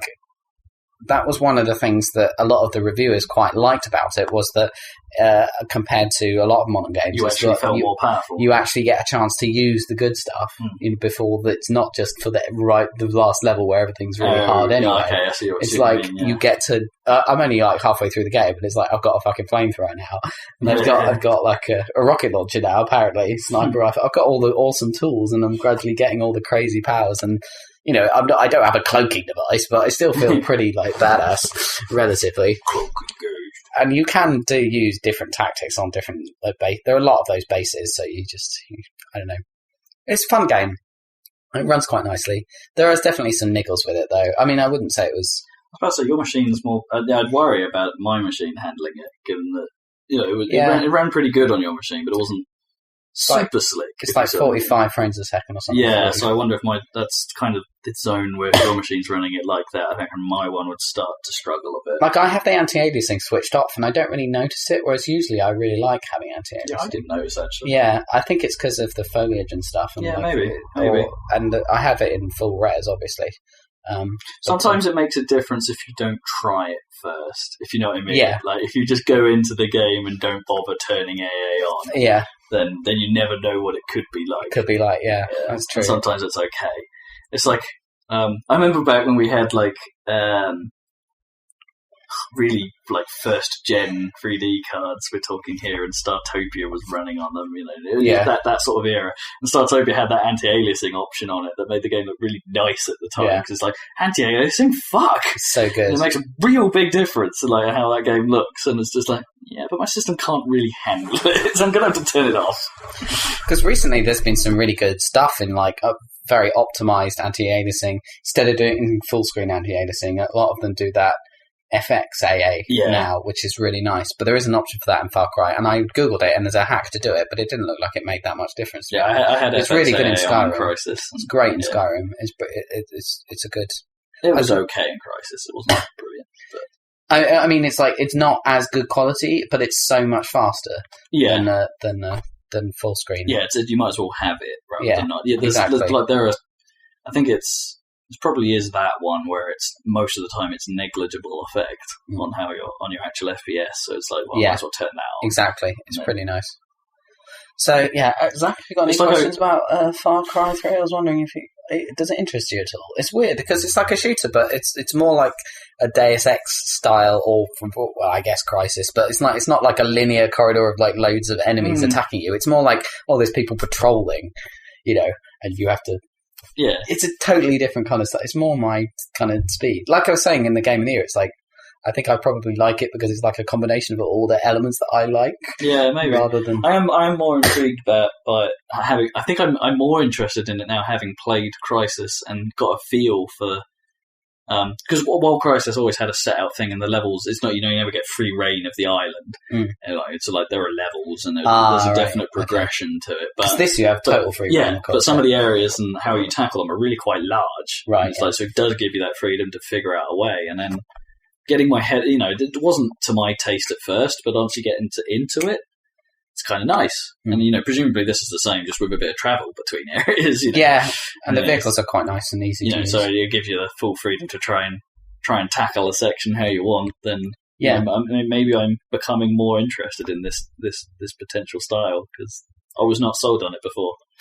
You've got instant fast travel to any base that you've taken over. All that stuff is quite nice.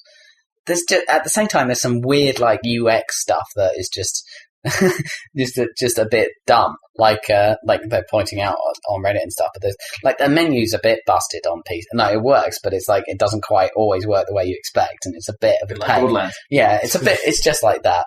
And there's some weird stuff like if you want to loot a body, you have to hold down E while you're looking at it, but that's the same key to pick up a weapon. And funny enough, when they die, they drop their weapon right next to them. So every time you want to loot somebody's body, you have to like maneuver. Be kind of careful and just go, I need to make sure my hands are going really round retarded. His corpse and not round his gun. It's really dumb. And I need to feel his other weapon. There's quite a few dumb little things like that and the save system isn't that great. Like you can't really quick save or anything, and it does save quite often. A few console things, you mean? Yeah, kind of. But see, that would annoy me. Crysis would have been such a bitch without quick save. Yeah. Without that, I'm not sure I'd have enjoyed that game. I really like quicksaving with saving my way through games. I don't care if people... Crysis is really bad for checkpointing. The checkpoints are usually massively far apart. Yeah. And, because it can take you so long to execute your plan. There won't be a checkpoint in that time. No. It's like, you need to quick save. Yeah. And it's like, actually, that is kind of detracting me slightly from wanting to play it now. It's because of how much I relied on it. I discovered that you can press F9 to save, but I'm not sure where it saves. Yeah, exactly. Might not put you back. Yeah, it's not as bad as I first found, but it's not too bad. Anyway, so it'd be kind of annoying if you're really desperately trying to stealth this section because you know how bad it can go because of previous runs. And, which is how I ended up playing Crysis after a while. I was like, I've tried brute forcing this. I can't do that. I'm going to have to go stealth. And then, but then stealth is so hard. So that's a bit of Far Cry 3. I'll probably talk more about that in future. But a little way to go. I think about halfway through the island. I don't know about the story, but I've done most of the first island. So yeah, maybe it'll be on my once it. I think you'd like once it drops and I go through my list kind of games. It's just fun. It's a cool game. It's nice, and it looks great. I don't know. It's just cool. I have played another game this week. Last week because it was £1.75 in the Steam sale, and I tried to play it multiple times, and I started it twice before on Xbox and not finished. I know where this is going. So I did. I'm going to do it again. I'm going to actually get somewhere with this. So yes, it's Star Wars: Knights of the Old Republic 2. Have you played this? Or no, I've never played any of them. Story. No. Oh, okay, because KOTOR 1 is really good, obviously, because it's the precursor to Mass Effect, effectively. From BioWare, when they invented like all that more streamlined RPG. Although, of course, it still is same with KOTOR 2. It still is D&D advanced rules, D&D, 2 rules, but they somewhat streamlined the thing. And it is nice playing a more complex, relatively RPG. Like this serious like loot feeling of like, yes, every room you're like, oh, more stuff. It's constantly picking stuff up, and it's quite addicted to it. And like you mess around with your inventory, upgrading individual bits of shit on workbenches and stuff. But anyway, so did they release KOTOR 1 for PC? Yeah. Okay. It is on PC. It's like that's the better one, isn't it, of the two? Well, people argue about that, and I haven't played all the way through KOTOR 2, but I would definitely recommend playing KOTOR 1. Okay. It's a BioWare game, basically, whereas KOTOR 2 is Obsidian. It's like, the thing about KOTOR 2 has an is... RPG itch. That I'm not sure I have anything that can scratch it, unless I go back and play. Well, then again, Zach and I are doing this ridiculous FF7 video. Yeah. Thing, okay. So maybe that'll scratch it enough. Maybe. So KOTOR 2 is Obsidian or whatever, and like, what is it? It's like the writing is even more like, because Star Wars was going through a weird period because it was all the prequels and they were so crap and like childish or whatever. And like, KOTOR was like set 3,000 years before and it could do what it wanted and it did some quite dark stuff. But in 2, this other developer thought, well, how dark can we really go with Star Wars? Right, I see. And it's like properly, it actually fits. It's a weird, like Star Wars is quite a sort of swashbuckling, happy universe in a way. Might be why I've sort of never gelled with it too much in some cases, because it is just always so casual. Yeah, whereas this is really quite grim, kind of. Well, not super grim, but it's quite, it's very adult. It has some tone. Yeah, I mean, it's all about, Anyway, so... But I'd played all I remember is I've played it 2 times before, and and I'd only got past the first area each time. And it's like, why has that happened? And I've done it again, and I've got past the first area, and I realise why now, because getting past the first area and off the first planet takes 5 hours. and it's like a deserted, abandoned mining base with no one to really like. So it doesn't really show off the game's best points. Well, I don't know, because it is very atmospheric, and the writing, that's the thing, is really good. Like some of the characters even in that opening section, they're really well. Like Kreia, the sort of elderly woman who's quite mysterious. Is she a Jedi?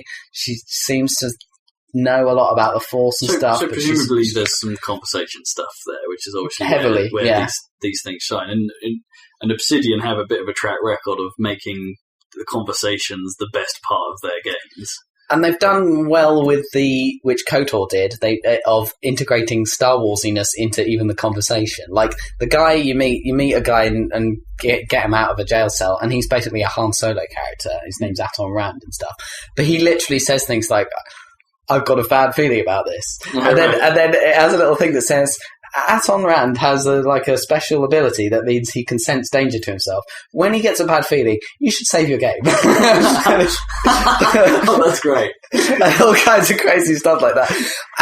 And brilliantly, like the guy who's caused all the problems on this mining thing turns out to be an HK assassin droid. And HK-47 was the awesome character. And of course, so well written and hilarious and really scary and weird. Like, I love that stuff. So that's really cool. But I've got to the same point again, so now it's a challenge. This is the 3rd time I've done this. Will I continue? Yeah, come on. But I think I will. It's nice. It's fully voiced and everything, despite being ancient. So how long are those games then? Oh, probably 40 hours. I think. That's all right. I was worried that it was going to, you said 5 hours to get out of the first area, that it was going to turn into 100-hour epic. I think the first game is 42 hours when I played it. That's all right. So, that's doable length. Yeah, it's doable. I think that's my preferred. I think longer than that in a game is starting to outstay its welcome for me now. Yeah, I think I'm not sure I could go back and do FF8 for the full 120 hours that I played it before.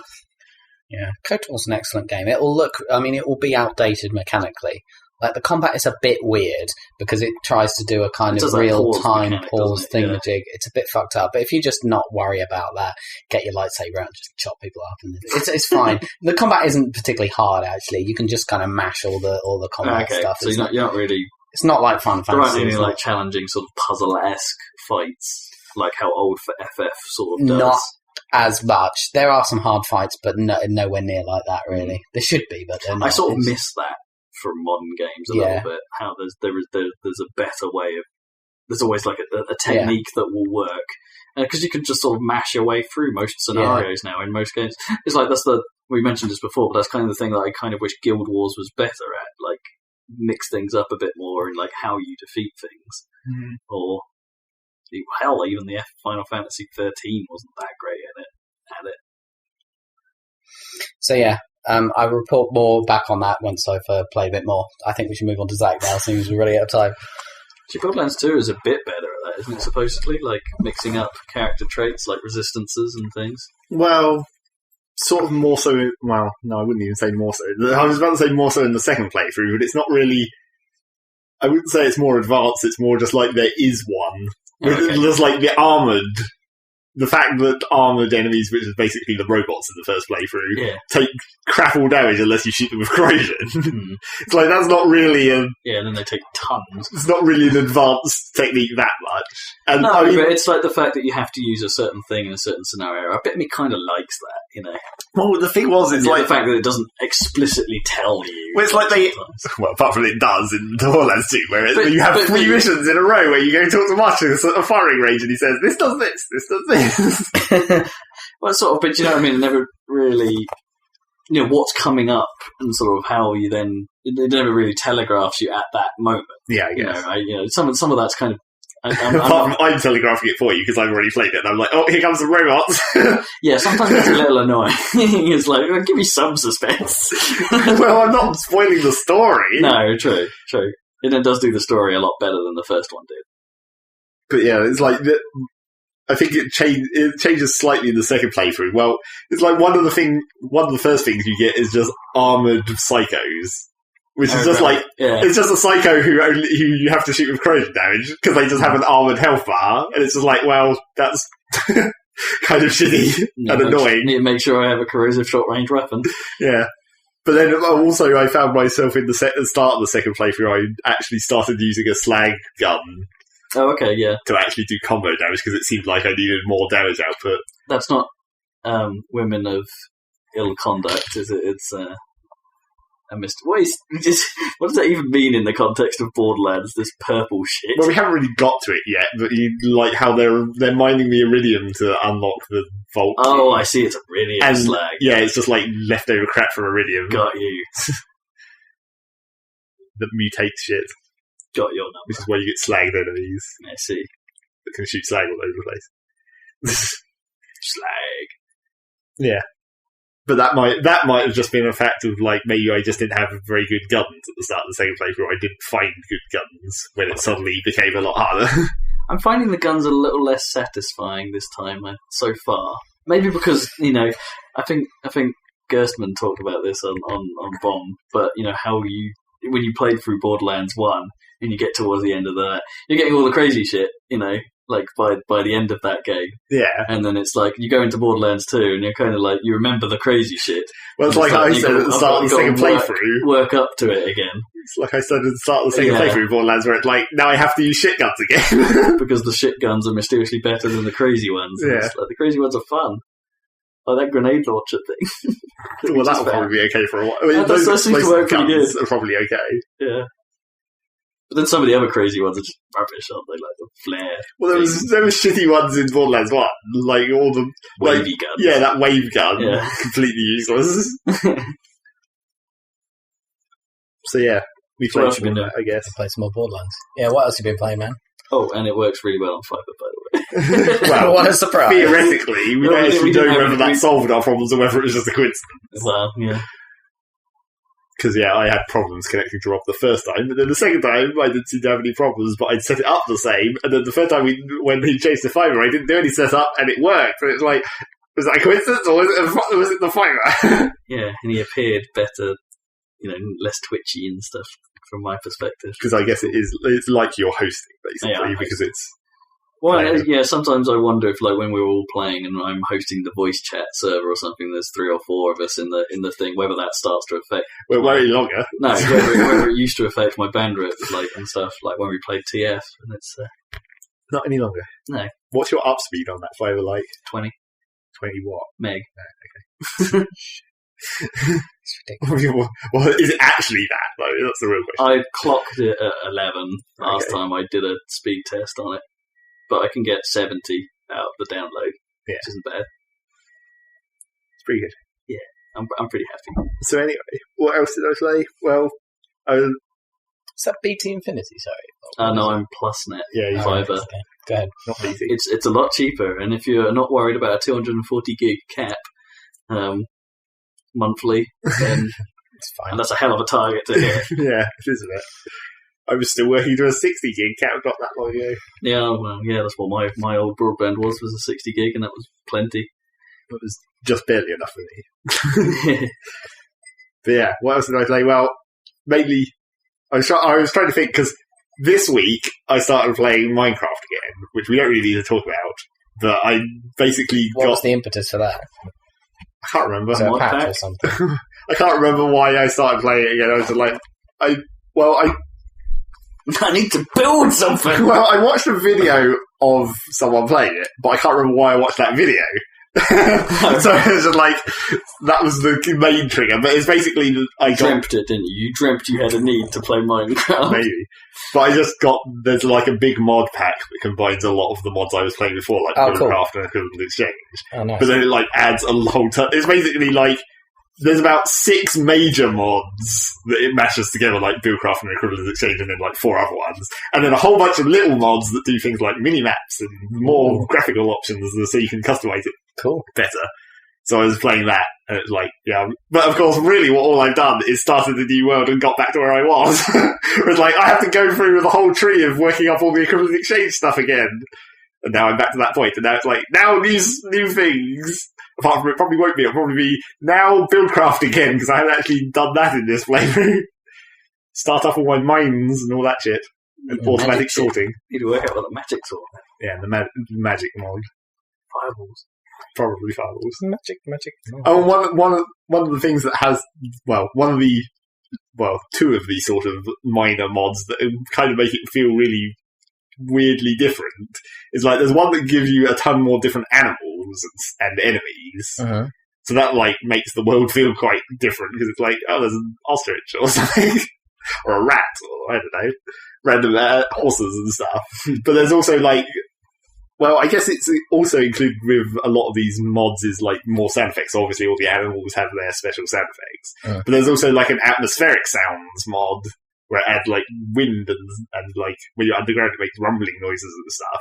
Cool. And that actually makes it feel quite different as well. Actually, when you're on the surface and it's playing like the wind sound effects, that makes it feel a lot like Worm, because it's basically that same kind of like exposed, windy countryside noise. Right. It's just like, I could be playing Worm again, apart from this is much more fun. Would wind physics really work with square particles? Well, I've seen there's a mod I only ever saw a video of, but there's definitely a mod that makes it so that it like can warp the cube geometry, so it can like make the cubes of leaves like wobble in the wind. Oh, I see. Yeah. Which is kind of weird looking. That must look really odd. But yeah, I never installed that one. What we really want is just like a 2 or 3 frame animation, a bit like Settings, where the like leaves just sort of change. And speaking of weird mods, in a totally unrelated thing to anything I've been playing, but related to that Final Fantasy VII thing that we might theoretically do.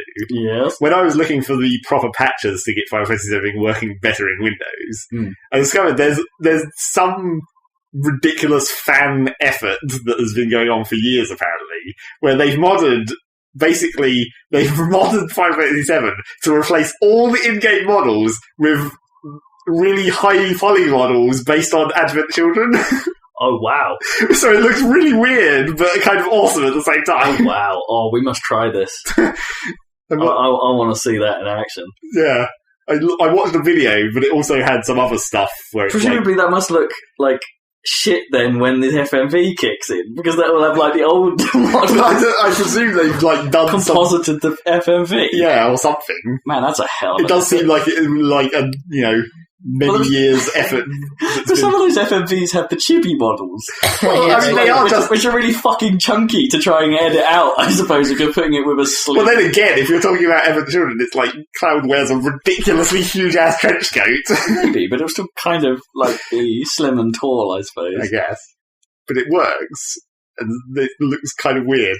Have they texture updated any of the rest of the like? I don't know. I didn't really watch it. Battle arenas. I didn't really watch very much of it. But I mean, one of the other mods that I got was the one that makes it run in double resolution. Yeah, that would be cool. Which is nice. Yeah. But even just with the old models, that makes it look quite a lot better.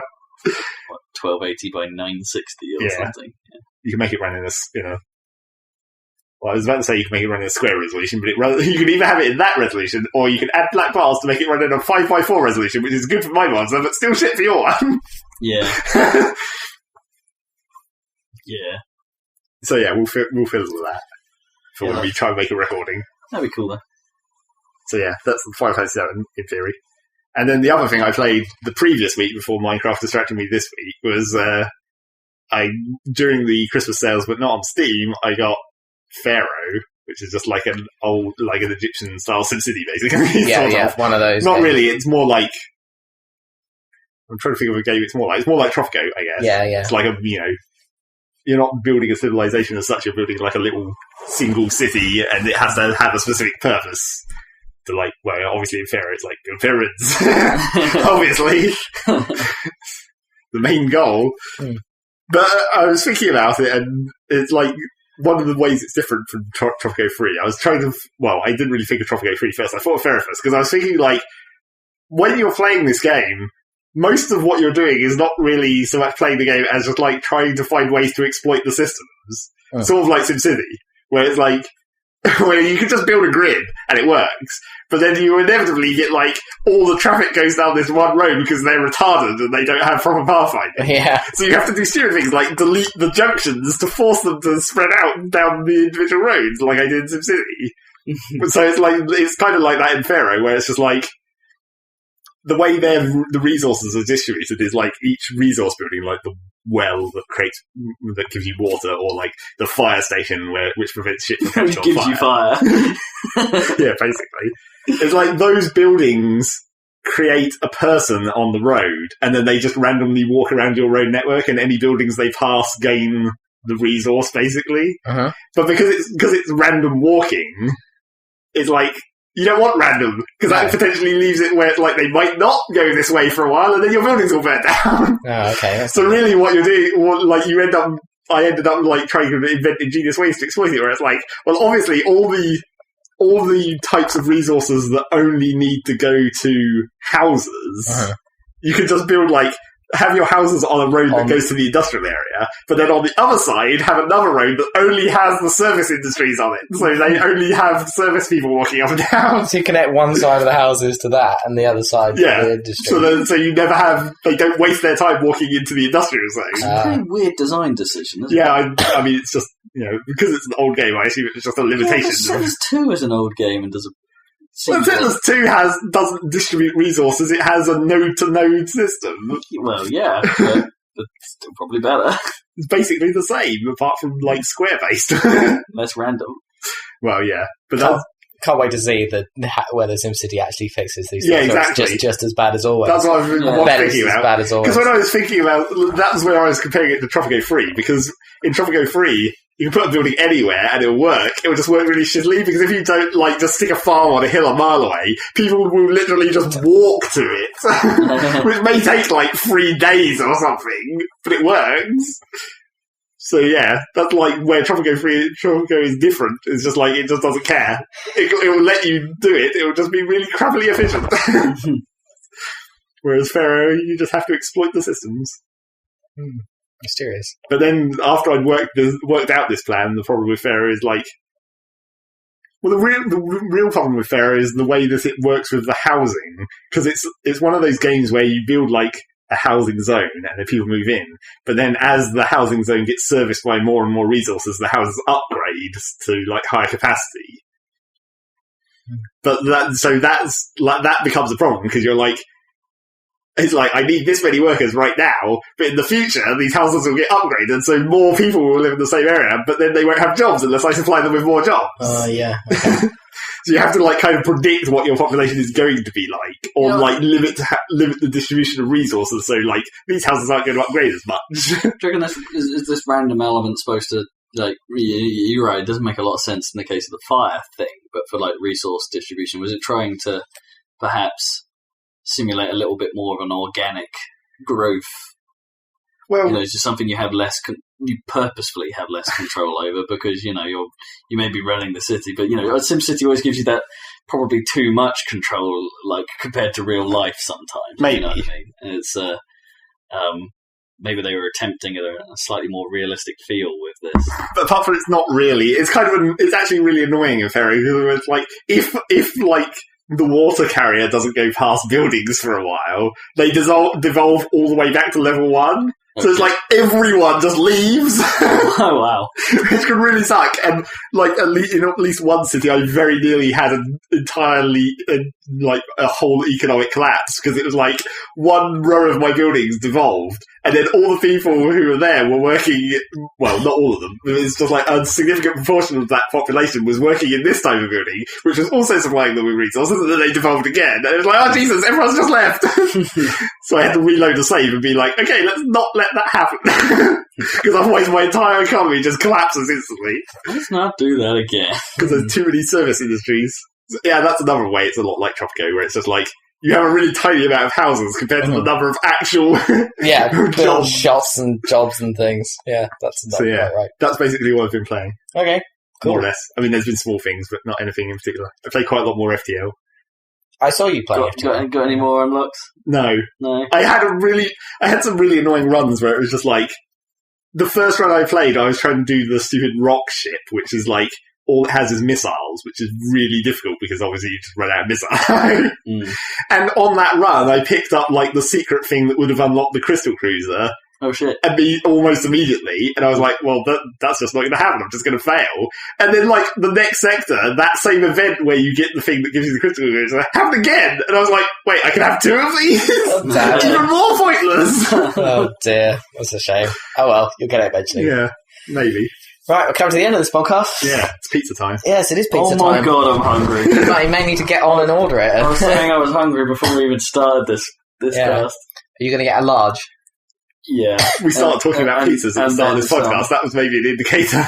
Are we getting a hut or a Domino? Are we getting bready or... Yeah, we're getting a loafy pizza. Full-bodied loafy pizza. And or light-bodied loafy cream. Creamy loafy pizza. Light-bodied creamy pizza. Well, that's what we're eating tonight. Thanks for joining us on the Saladcast. Next time, more Pharoah. Come contact us at some point if you listen. Please do spread the word, get stuff out, watch our videos. We have videos. Yes, the site is updated with many gameplay videos. More to come. But thanks for joining us for this cast, and we'll catch you again next time. Bye. Bye. That's like, but there's also like a you know, what I was about to say was more like, or like the Fires, which is just like an old, like, but yeah, you know, yeah.